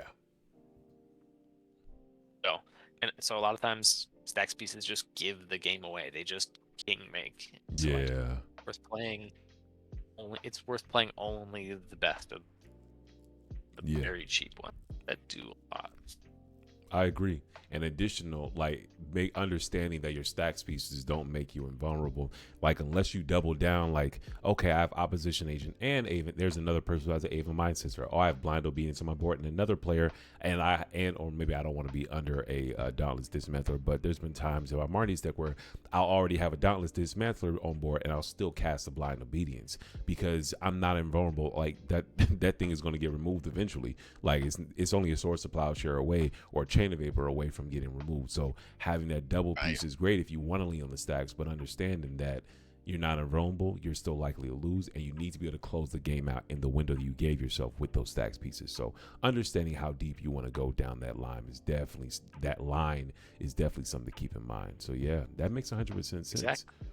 Exactly. And then with cards like Archer Swirling Mist, Cyclonic Rift, and stuff like that, like Chain of Vapor, like you said, it just can stop everybody until you have that spell you have. It's like, all right, sure, I'll just draw, say go.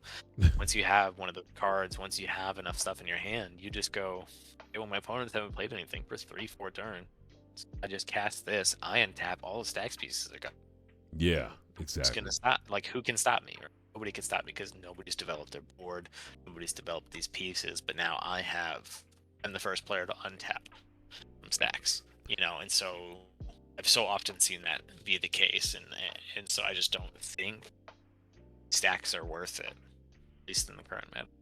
Yeah. Like if we were in a more turbo meta, obviously Stacks would be amazing. Yeah. Or not. Or in the mid range. Yep.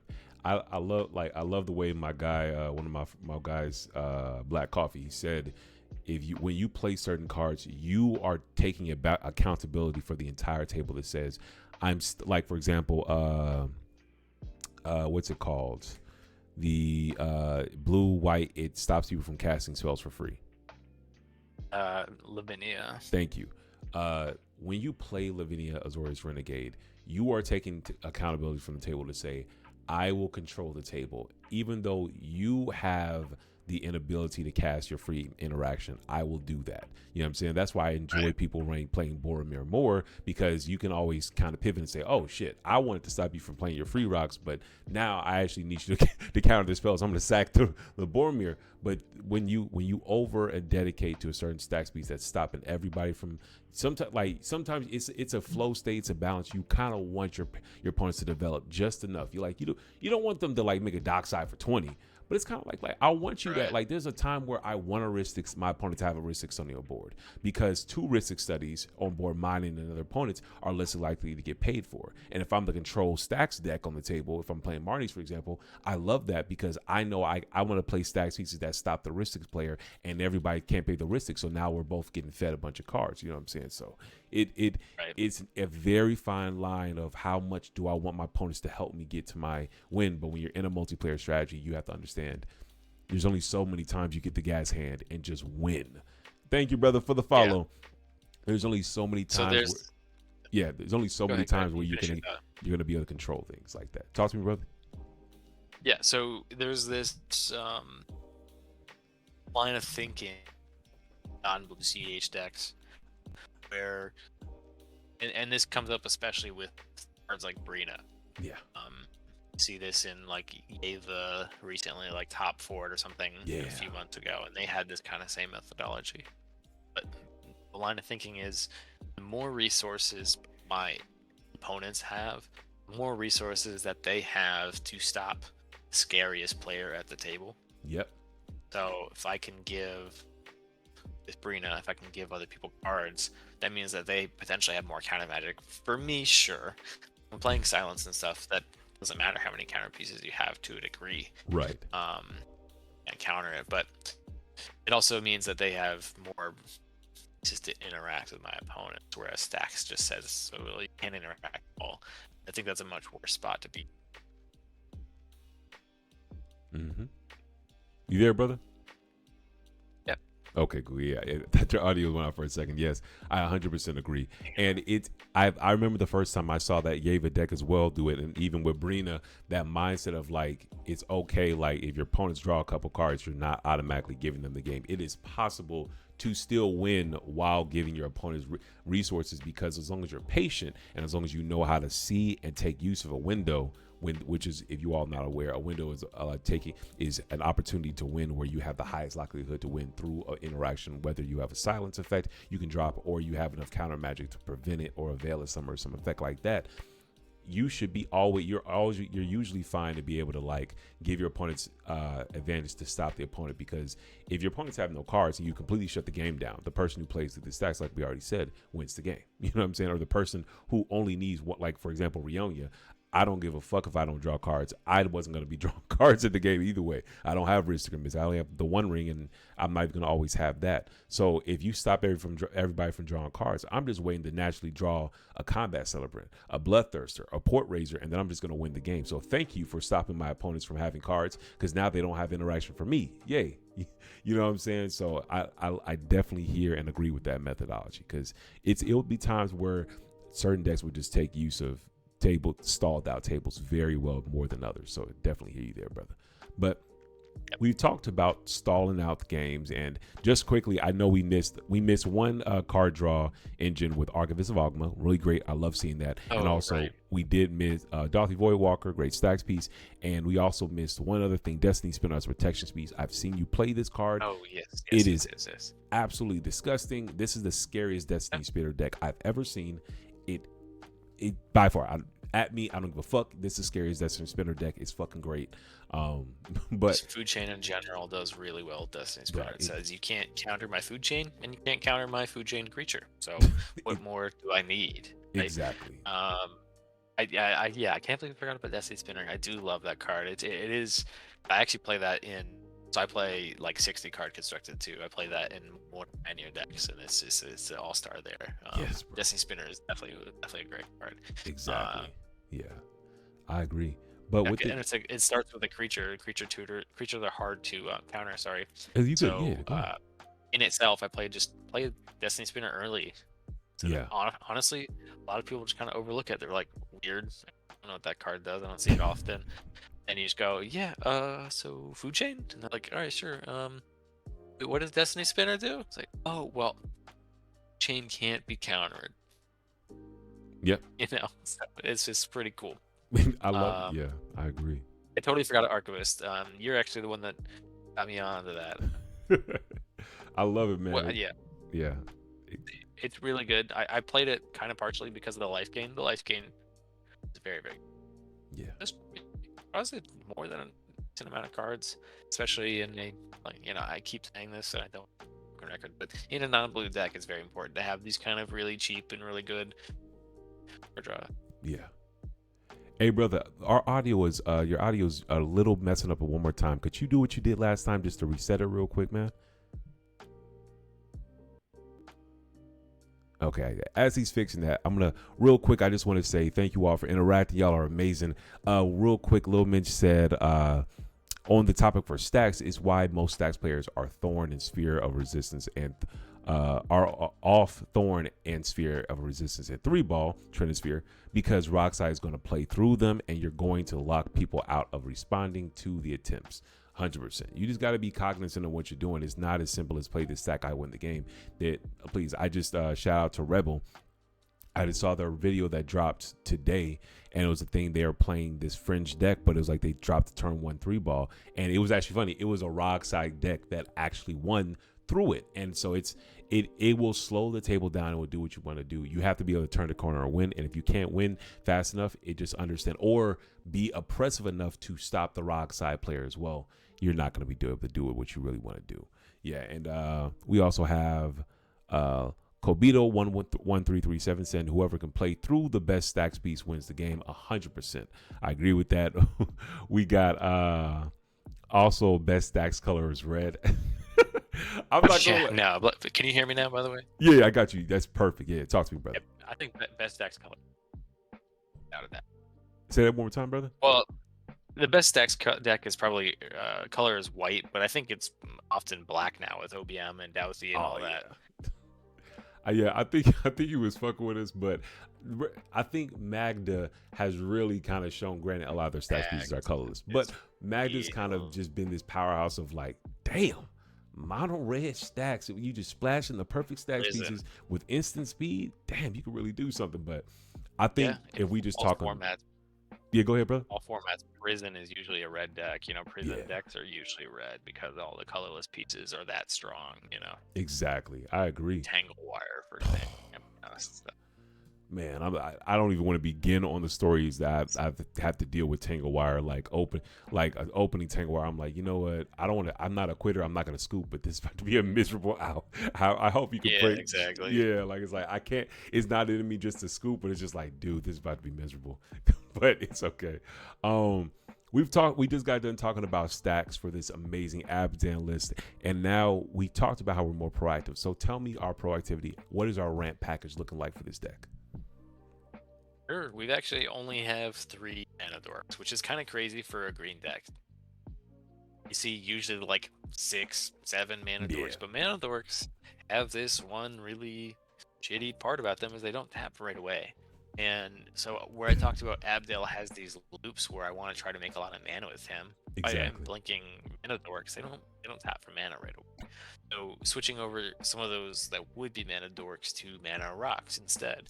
Yeah. So I have what I would say is the 3 best mana dorks, and that's Birds of Paradise, Deathrite Shaman, and Blighted Halfling. They all do really good things, each different. From there, then kind of switch over to mana rocks. So we have just our every deck plays these, right? Chrome Mox, Lotus Petal, Mana Crypt, Mox Diamond, Mana Vault, Soul Ring. I'm also playing Lion's Eye Diamond because it has just these.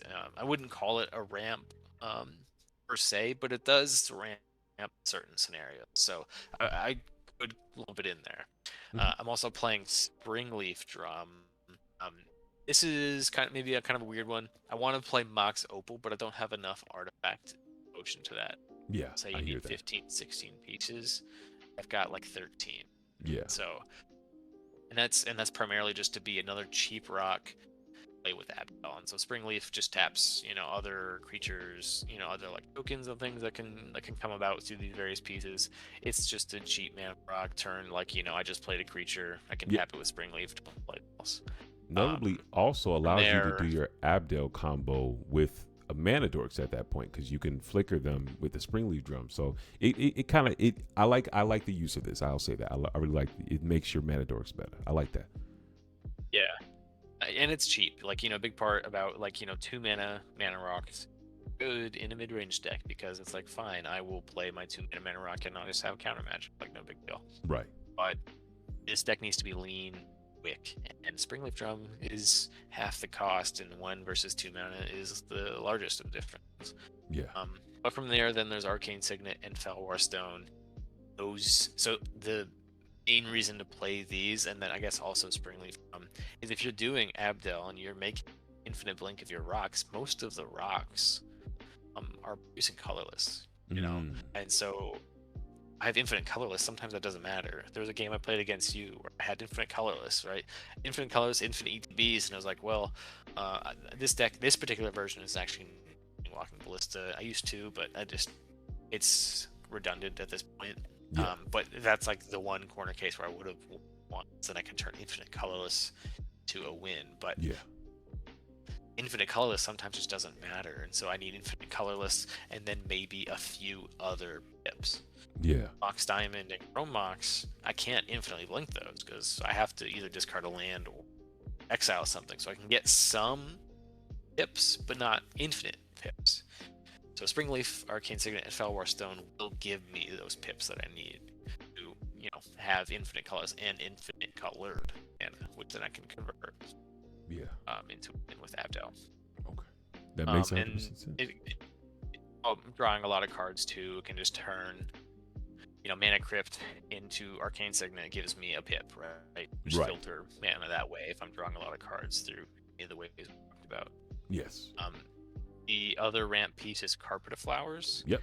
I really like it right now. It's, I would say, in a lot of green decks now, I would play Carpet over a Mana Dork. It's I agree. Easily you'll see 1 to 2 mana every turn. Yep. Off of Carpet. I've had 3-4 mana multiple times, and that's just, boy. I mean, those are the best places to have it, right? Yeah. But you see on average 1 to 2, and important, it can keep any color. So you're like, okay, well I have.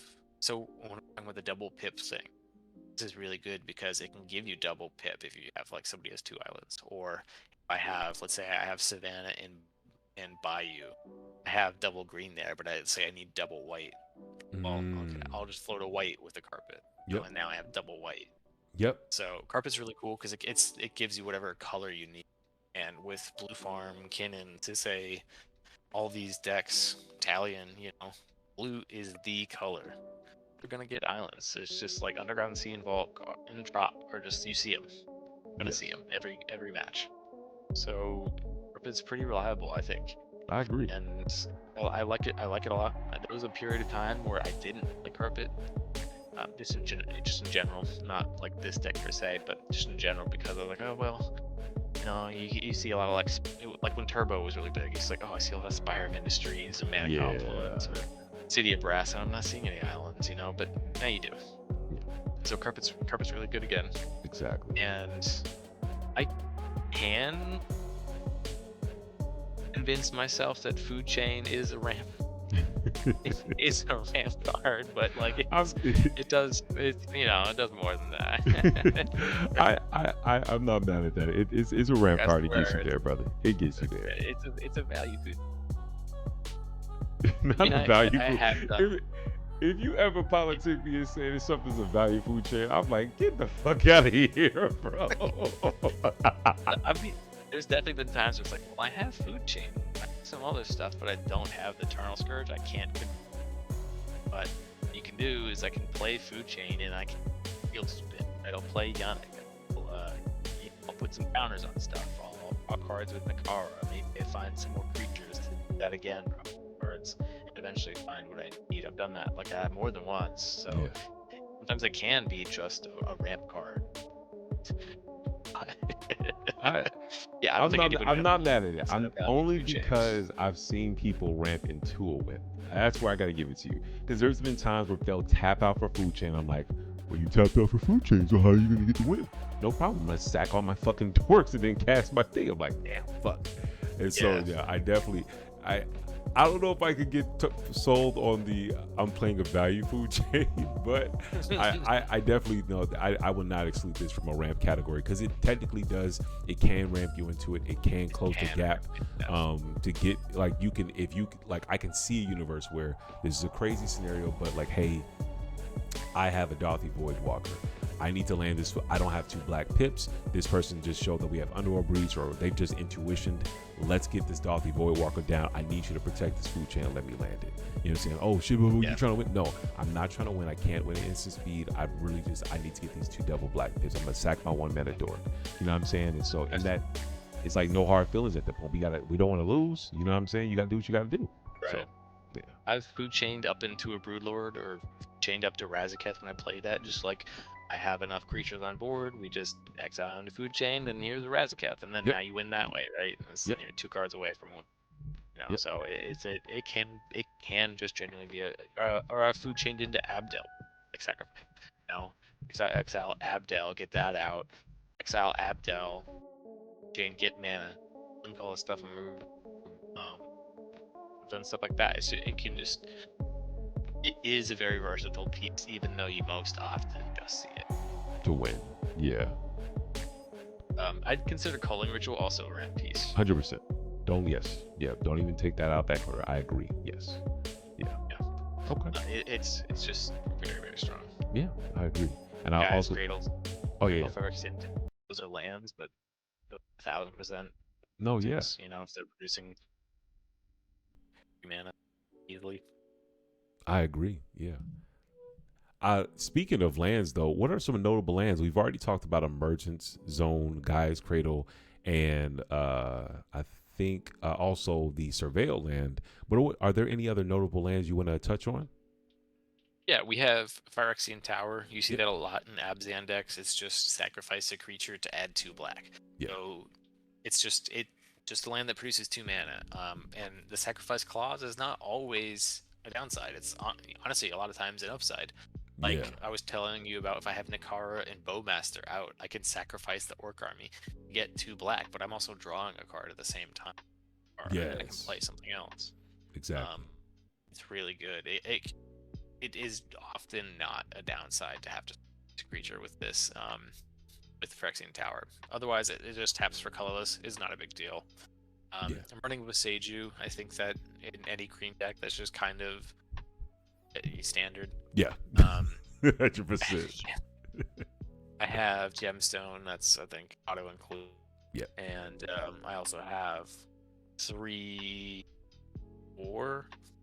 rainbow lands. So I have Exotic Orchard and a Confluence, Command Tower, and City of Brass, and those can be used if I was playing, or when I eventually swap in Trader's Grasp. That would be useful to cast somebody else's Thassa or something else. But 100%. just tapping for any color is always useful, because I never have to worry about my pips. I need. No, 100%. But that's kind of it. Just the rest is just typical fetch lands and Abzan lands, Ancient Tomb. I don't think that much needs to be said there. I have one basic. It's because I do see increase in stuff like Path to Exile, for example. Yeah. Or Assassin's Trophies common. So, and Blood. I've seen Blood Moon lately, and that's scary. And just having a basic is a singular basic is. Yeah. Nice to have access to that in your river. I definitely hear you there. Yeah. Now I hear that. A great land base looks good. We're on 26 lands. I usually go lowest at 27, but I'm not mad at 26. You also have we've already touched on a great ramp package. You know what I'm saying? We got these value food chains.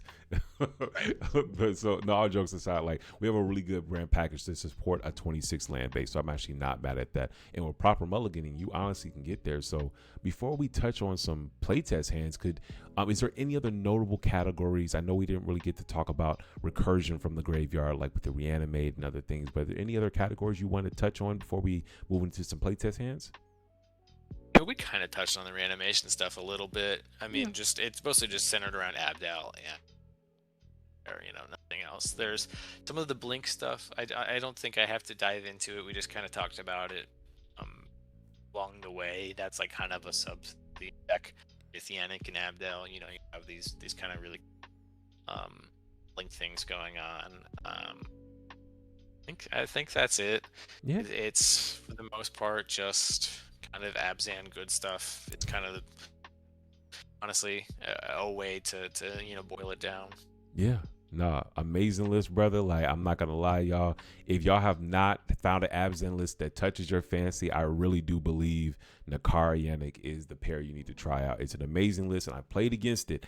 It rewards skill playing, so it's not something you could just pick up and just randomly. You got to put some practice in, put a couple reps in, but that's with any deck, you know what I'm saying? But, like, this is definitely an Abzan list. If I were to choose one, I'm not even glossing you up, bro. This would be the Abzan list I choose. I'm not a big time fan, but I would be 100% down to try out this commander pairing. But let's quickly, like, come on, let me see some playtest hands. So let's I'm gonna just name off the cards, and let's say it's your lucky day. This first game, we will say you're going first.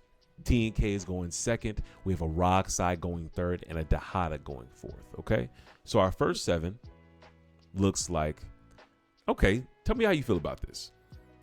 Temple Garden, Polluted Delta, Mana Crypt, Flooded Strand, Imperial Seal, Animate Dead, and Cutso. Oh, yeah, I think that's pretty interesting. Yeah. So with Animate Dead, you can try to set up Abdel, or just try to set up. What I may want to do is I want Imperial Seal for an Entomb Dead.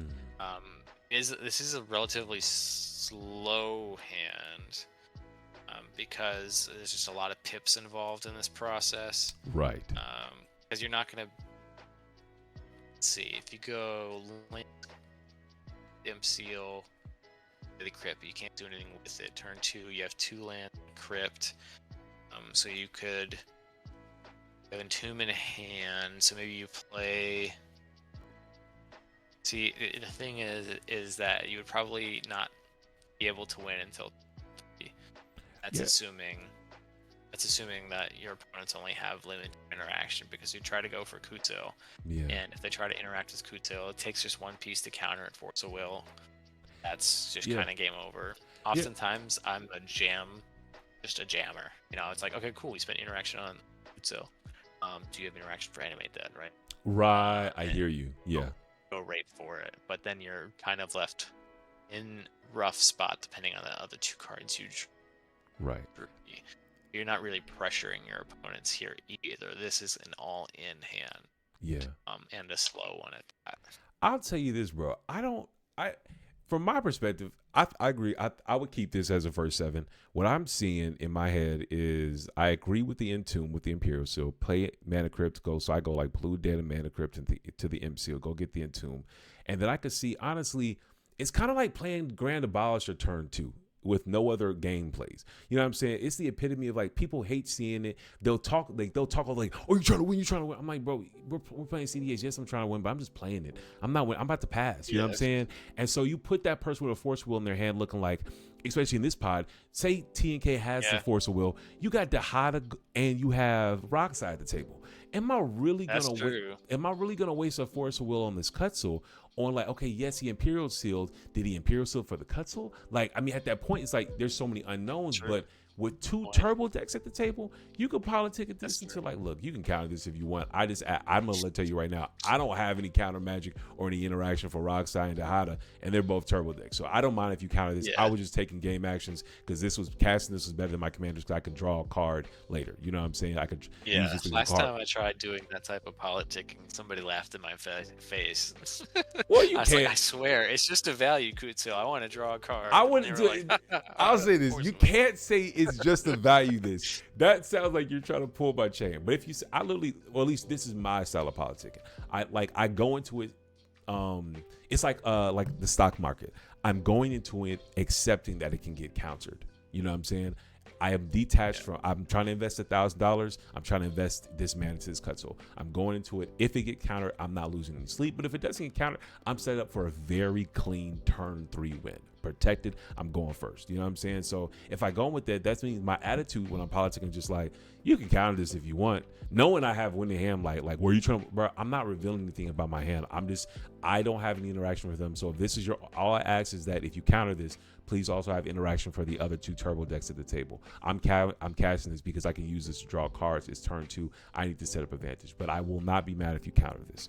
And that point, you give them the leeway to make a decision and like, and how scared am I of the Dahada and the Rock side of the table? Is it worth letting this Cutsil resolve? And you got to let people make decisions. If they force it, then, and if they don't have any counter magic, we just lost because you fucked up. But on the flip side, if they don't force it and now and no one else has a removal spell to remove it, then they just lost. But no matter what, you still have your combo in your hand. Your combo didn't get countered. Your silence effect got countered, and you weren't going to be a win on turn 2 either way.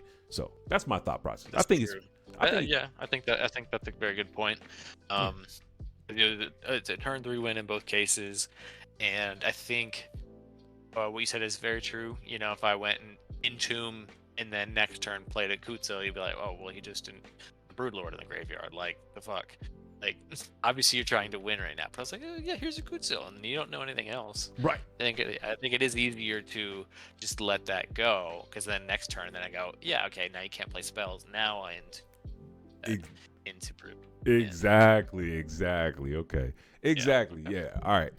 With that being said, we had a banger first 7. Let's do one more hand. This time, you know how spell table is. You got first, now you're going fourth, bro. You're going fourth.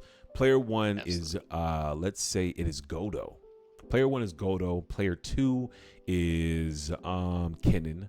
Player 3 is Sisse, and then it's you going fourth. Okay, we're gonna check this first 7 out. Sisse is a tough one. Yeah, I gotta spice it up. All right, so Sisse, I have a 0% conversion rate against Sisse. I'm not even gonna lie. But like, so here's our first 7. I believe you, brother. So our first 7, it's a little land heavy. It's not too much. It's Misty Rainforest, Marsh Flats, Lotus Petal, Godless Shrine, Karmic Guide, Dalthy Voidwalker, and Berea, the Decimate Demagogue. That's definitely a ship. Go to next 7. Got you. All right. And the reason for that is you said Kennen, Godo, and Sisse. So the Stax piece in our hand, the Dalthy, just doesn't matter in this pod. 100%. So playing a turn 1 Dalthy is not going to matter, and then I'm left. I can't play turn 2 Brina because it's a Lotus Petal and not like a Mox. So then I'm just turn 2 do nothing. Turn 3 then maybe play Brina and draw a card. Right. This is far too slow and not relevant in the pod. Yeah, I hear that. Yeah, that's fair. Ship it. Turn second hand. We have a City of Brass, Underground Mortuary, Emergent Zone, Dalthy Voidwalker again, Diabolic Intent, Carpet of Flowers, and Kutzel. Well, so this one's a little bit awkward because the only tutor in our hand requires me to sacrifice a creature, so that means it's actually at best a 4-mana tutor. It'd be better if I had like a mana dork in my hand, because then it's way cheaper, right? Yeah. And way easier to cast.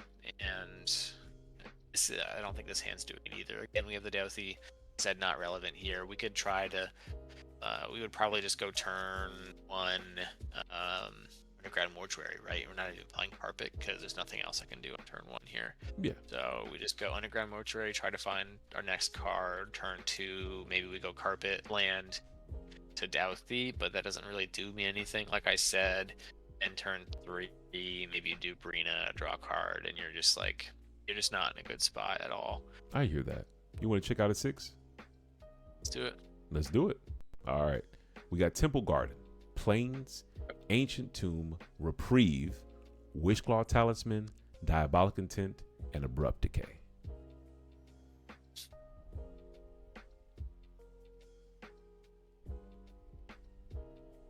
Wow. Gosh. I mean, it's turn 2 commander, but your commander doesn't do anything in this pod. Yeah. Especially with that hand. I'm gonna be honest. The no black sources is the no black sources for me, bro. Yeah, we gotta throw it back. Oh, yeah, I didn't even. Oh, I accidentally hit it twice, but pay mind to that. Yeah. Yeah, like we got. I just hit it twice. So we're just gonna say this is your 5. Temple Garden, Pollute, Flooded Strand. So it's Temple Garden, Flooded Strand, Lion's Eye Diamond, Springleaf Drum, Reanimate, Imperial Seal, and Veil of Summer. Yeah, keep that for sure. 100%. What we pitching, brother? Let's see. So I'm gonna just do what are we keeping? We're keeping Reanimate, the Imperial Seal, Veil of Summer, and 2 lands. That's kind of all we need. That sounds good. Yeah. What you think you're gonna turn 1? Yeah, go ahead.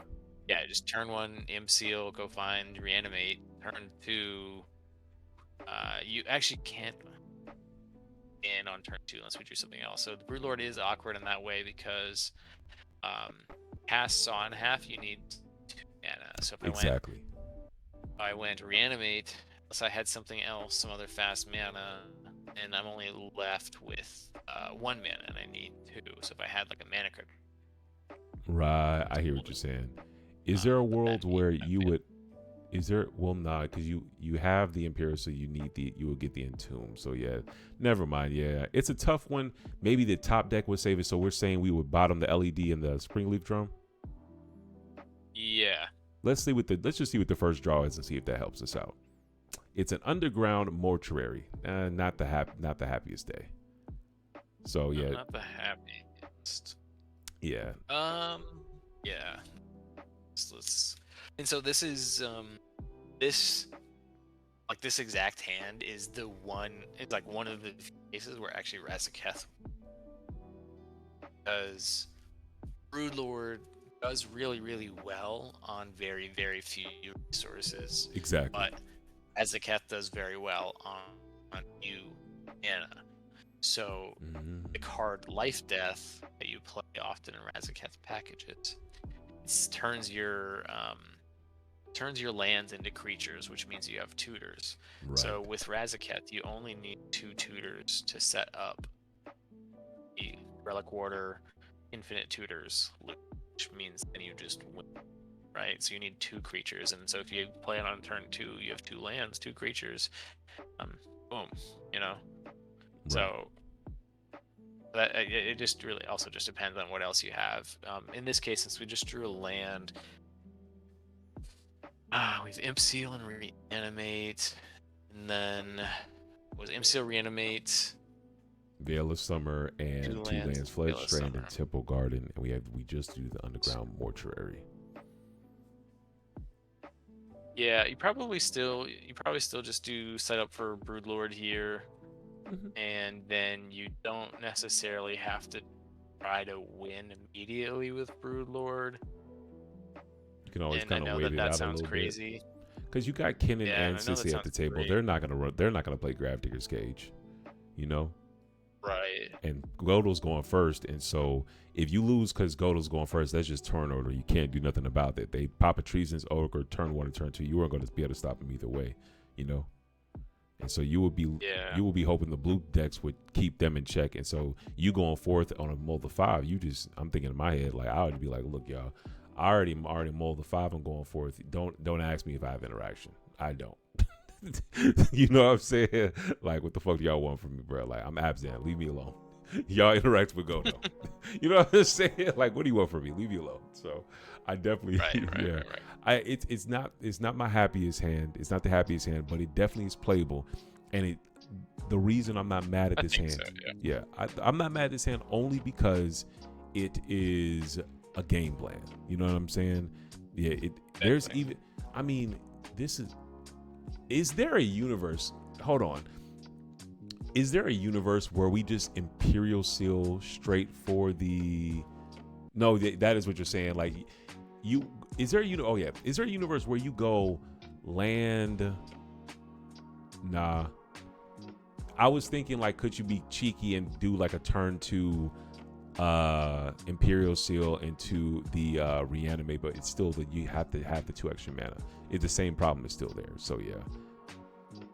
Exactly. Yeah. Maybe we should have kept the Lion's Eye, but then we don't have the I was thinking about that too, because Lion's Eye does help you Imp Seal. Yeah.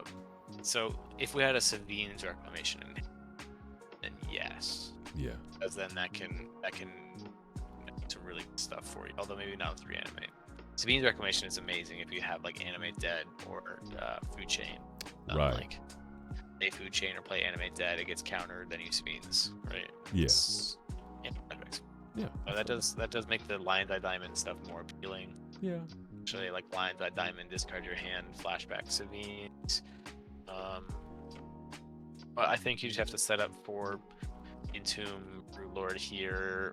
Maybe just play it slow and just play like act.